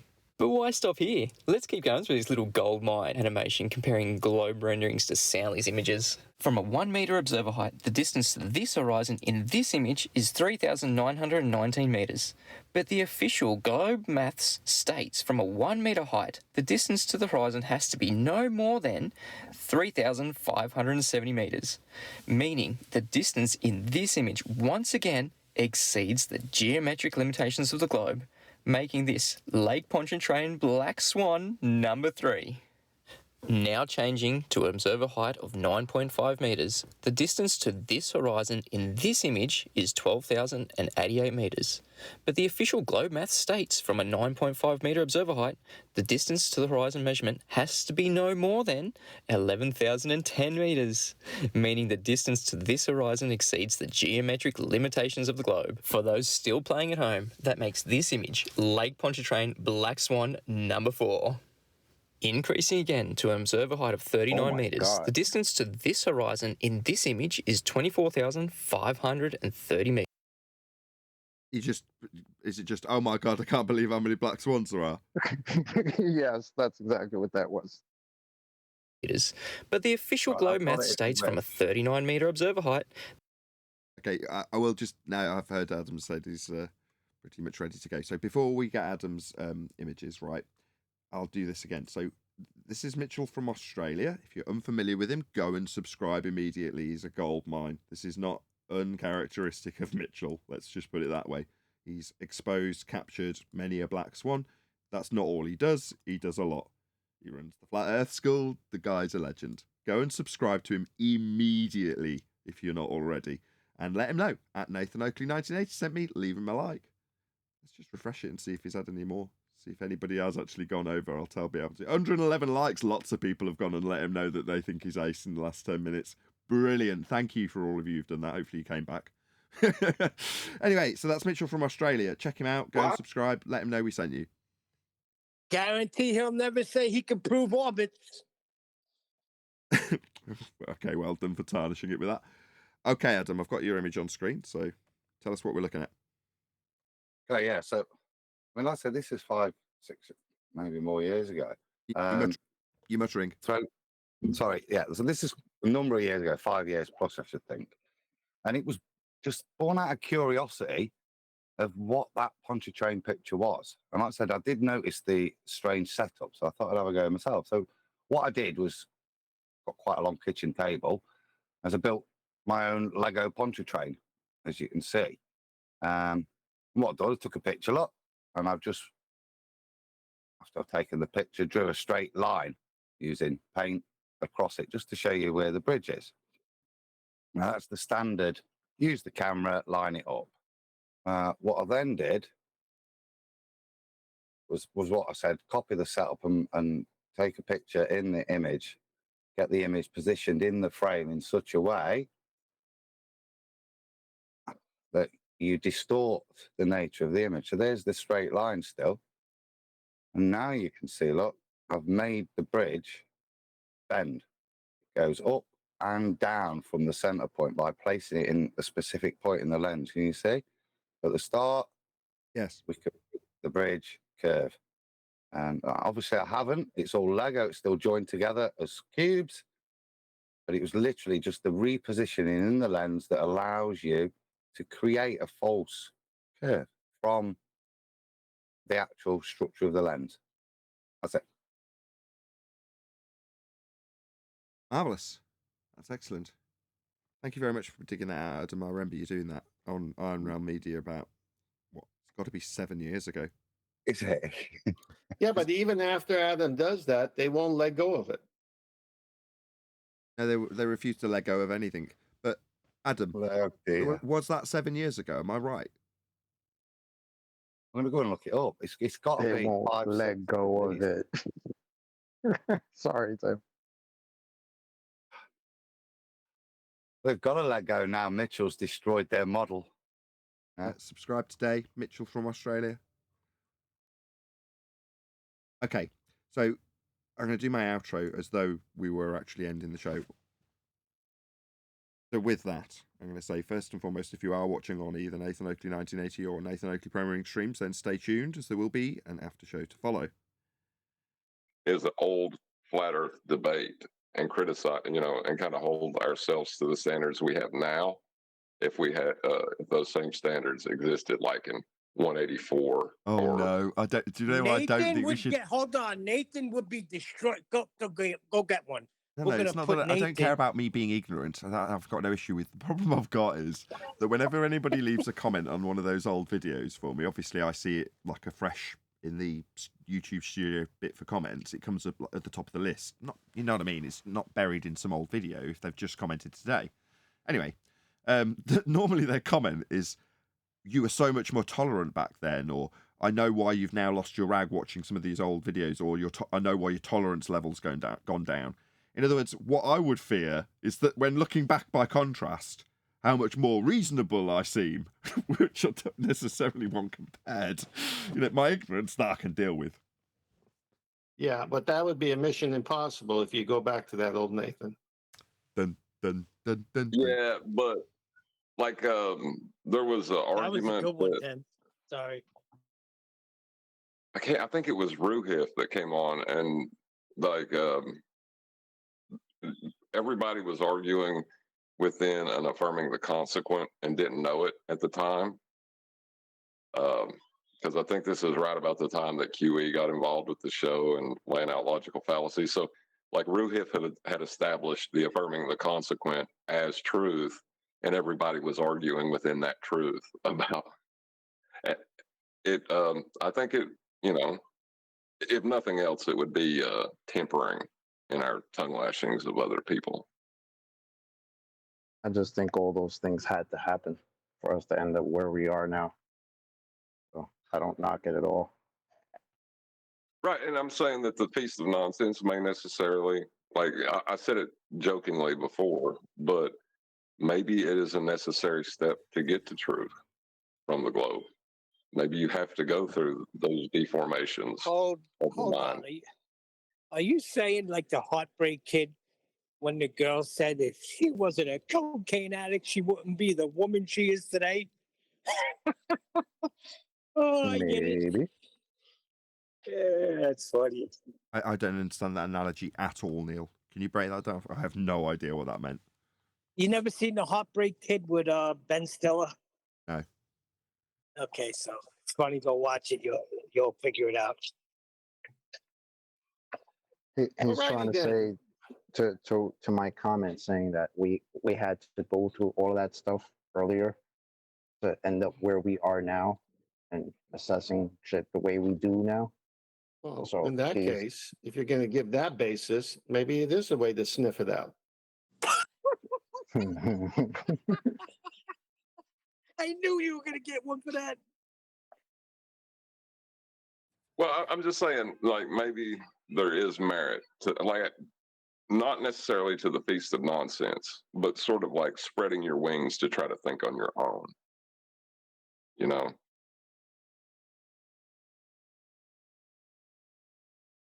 There's another feast of nonsense I'm waiting to show up because now, like I said before, like I was wondering, like, where are these flat earthers that claim the earth is rising up? I didn't even think that was a real thing. I just started to think flat earth society nonsense was just nonsense. Now, worse than that, all of a sudden, here they are. So now Worse than I'm that, like, chocolate. No, it's worse than that, chocolate. According to John, Dell's got wings to spread out. Well, just saying, if you take Nathan's point as valid, which, I kind of do, that, there's some respect to be had in trying to think for yourself like Dell has. Right. Like, And so when your child, as they're growing up, is doing the same thing that we all did, trying to figure out life and things about life, The adults are there to say, oh, I'm glad you're thinking about the subject, but here, let me show you something. And that's all we're trying to do. We're trying to come alongside and help our fellow Dells and Witsits, but they don't like that. Well, yeah, but their kicking and screaming shouldn't necessarily cause us to be as harsh on them as we have been, maybe. Well, I recall I'm waiting for the was Dell who- concavers. I recall Dell started cussing first, and then the guy yesterday, one of Dell's people, he started cussing first when they ran out of words to use in the civil debate. Now, why do that? Just prove your claim. Right. Now, and when my child becomes petulant, I don't, necessarily sink to their level with them. I put them in their place. Right. Which is my hope. Does anybody think the concavers are going to show up sooner or later? I'm wondering when they're going to come around. They poisoned the Feast of Nonsense really early on, and then sort of vanished along with Lord Stephen Christ, sometimes referred to as LSC. Oh man, I wanted to hear all about the reverse curvature. Were you not around? They're showing some sort. Hold on, Chocolate. I thought you were around back then. Were you not around for the Lord Stephen Christ nonsense? Yeah. But like, I've never actually. I don't know. Like, I think maybe I was a little bit new at the time because it was kind of like concave. That's crazy. But I mean, now we got Rising Earth showing up, Ethereums. I mean, just bring on the concavers. Why not? Let's go through the whole feast. Didn't that guy go to jail, Nathan? Yeah, threatening the president. Wow. See, at least we're all level-headed insane here. From your point of view, you're saying. From the rest of the world's point of view, you're another. I say, we're flat earthers, Neil. I mean, I know these That's a in these loaded quarters, question. maybe. I got so many puns going through my head. Can't get him out, right? No, I do. I just don't want to ruin the show. So, Nathan, let's go on with Mitchell. Pardon?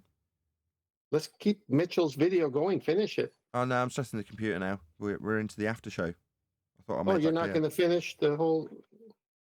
No. Okay, go to my pictures. Go to my pictures and Master B I'm doing that I something put else there. now. Well, they'll have to wait till tomorrow. I'm really sorry. That's why I did the whole, dun-dun-dun, dun-dun-dun. That was the point in that.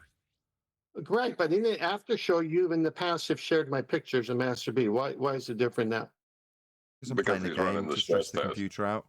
No other reason. Okay, we'll get off the treadmill and stop the stress test.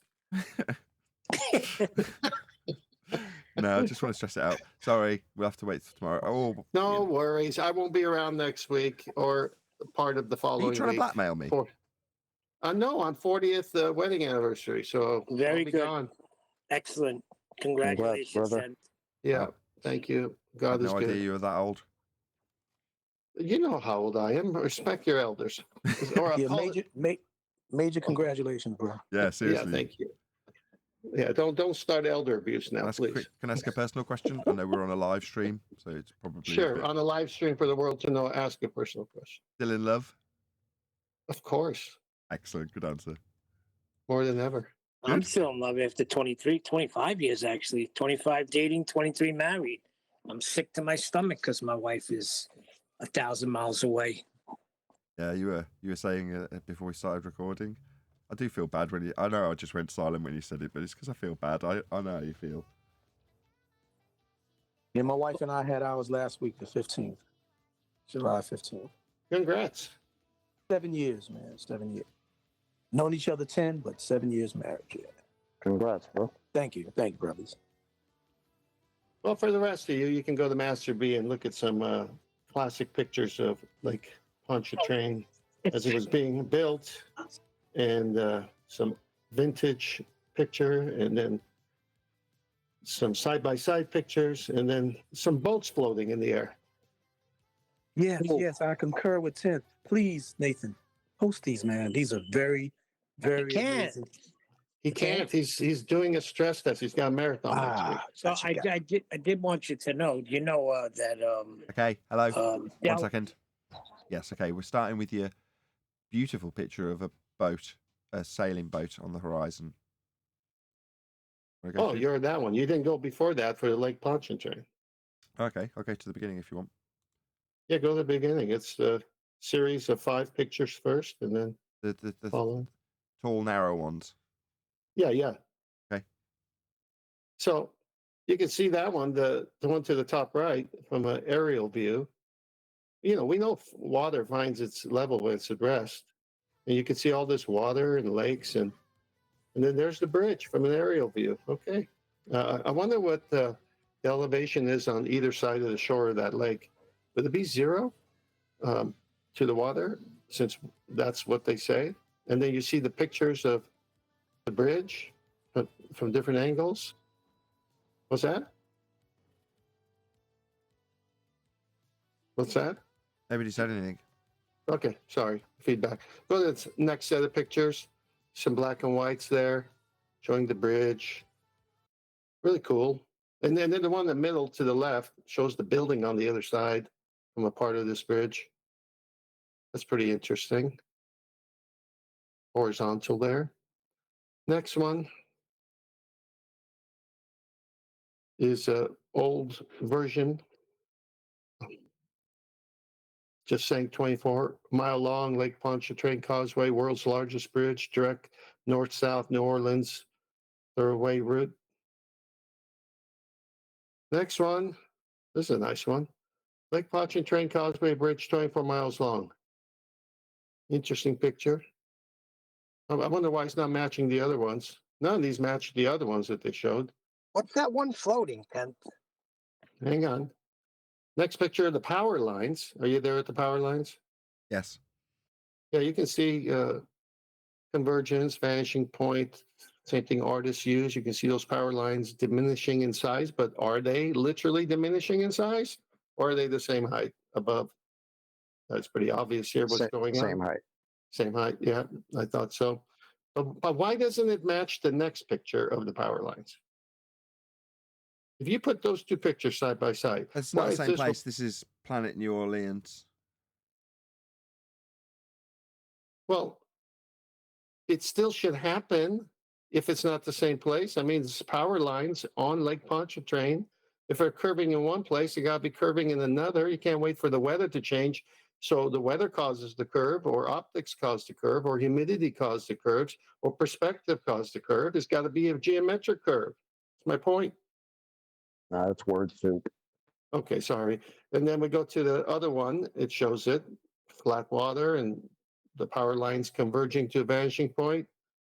And then the last one was from Flat Earth Banjo with his, he put this one up. Thought that was interesting as well, why the curve is missing. Oh, Why are the they only last on one. certain days? Hold on. Am I in the wrong place? You should be in your studio stress testing. Which photo should it be on? The one at the bottom, it says Flat Earth Banjo. Oh, yeah, I got it. Yeah, I'm on the right one. Okay. Yeah. So why is all these pictures not showing the same curvature that one did, as Adam showed why? Now, if we go to the next set of pictures, has nothing to do with Lake Pontchartrain. You got that one with the sailboat and the city line behind it? Yes, that's the one I started on. Yeah, okay. Now look at that just for a second or two. Now the next picture, I zoom in. So go to the next picture of that and zoom in.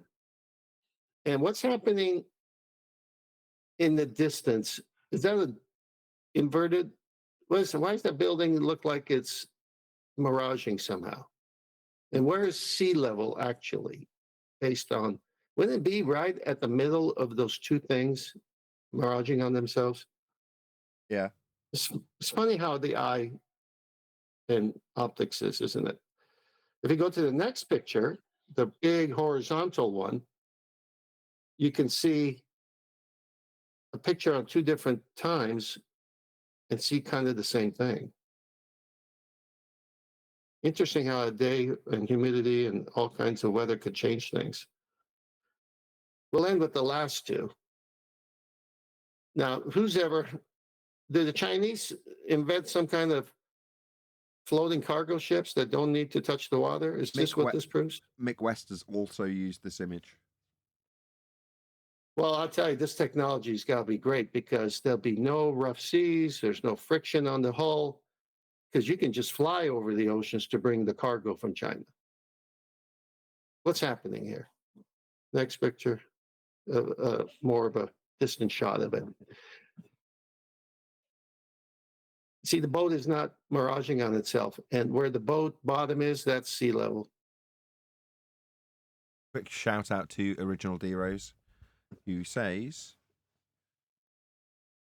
second, wait till you all see the refractive effect photos. Thank you for the super chat. That's it. It's just kind of, if you use your brain and say, as Chocolate said, if this is true of Lake Pontchartrain, we ought to see it everywhere. And I just showed you don't see it everywhere. Cool. Well, I'm going to have to go with soundly and say it. The Earth curve claim is like word soup, isn't it? Yep. I'm with it. Yeah, we'd agree with him. In other words, it's like when they tell us that the modus tollens has a straw man as the first premise statement. Like, what if Earth's a sphere? Isn't that your claim? I thought I was going crazy the first time I heard that.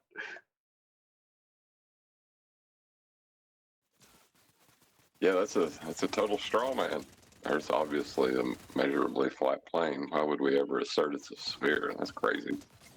That is the torturous position that the Globers find themselves, isn't it? Where they have to suddenly start denying their own claim. Again, like Unorthodox /50 he was in the other day, when I'm asking him about the tangent point he wants to start asserting, where would we see it? Where is it? What are we going to do to identify it? And he's like, oh, I'm going to have to investigate that and research that.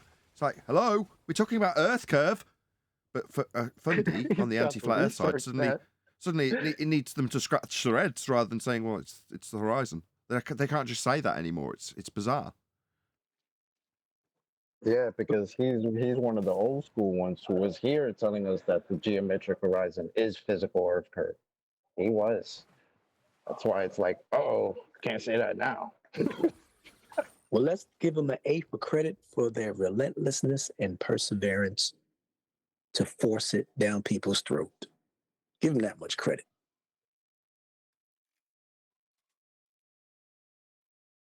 They love their curve. It's not that they love their curve. They don't want creation to have a creator. So we are still live. Please share the show. I don't know how many people are watching at the moment. About 90 odd people watching. So we are going to keep this discussion going for a little bit longer. And just so I can say I've tested the computer under the worst possible circumstances. But yeah, we will keep this show going. Smash the super chat and PayPal link if you did want to support this channel. Big shout out to Michael. Go on. I was just going to say, I think the more I hear it, the more I agree with QE that they don't know what curvature is.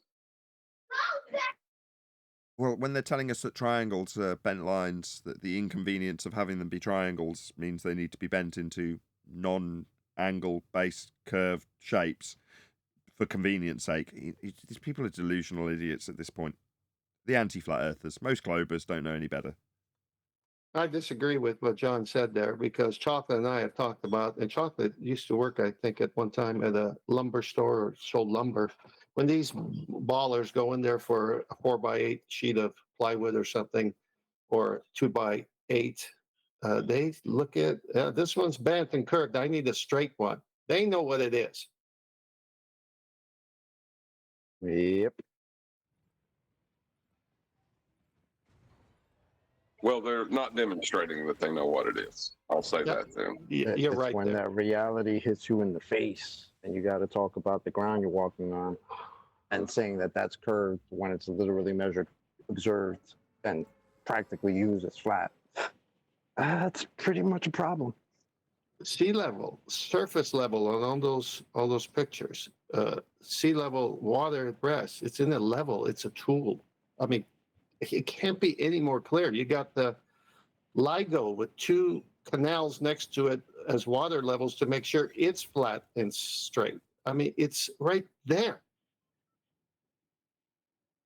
All right, Chen. So with that being said, all these adept, trained, certified carpenters, yada yada yada, pilots, whatever you want to have you, that know these things about angles as they're cutting wood, as they're flying planes, as they're navigating whatever they do, as they're surveyors.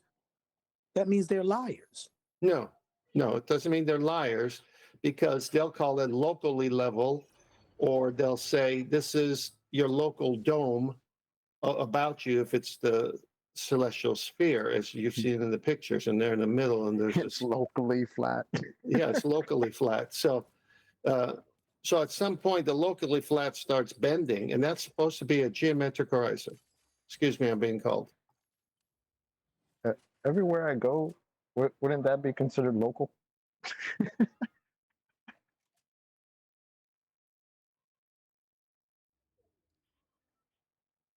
It is a concession, yes, because there is no flat spots on the sphere.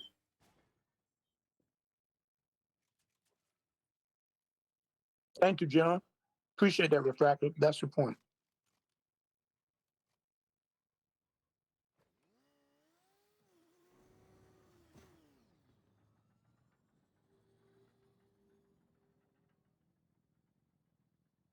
Any blowers in Discord have any problems with 4 black swans from Lake Pontchartrain, which was dubbed the monument to the curvature of the Earth? I don't know, are there any Globers actually in Discord? If so, I'd have expected them to pipe up already, based on how gleeful we've all been about the Lake Pontchartrain Black Swan.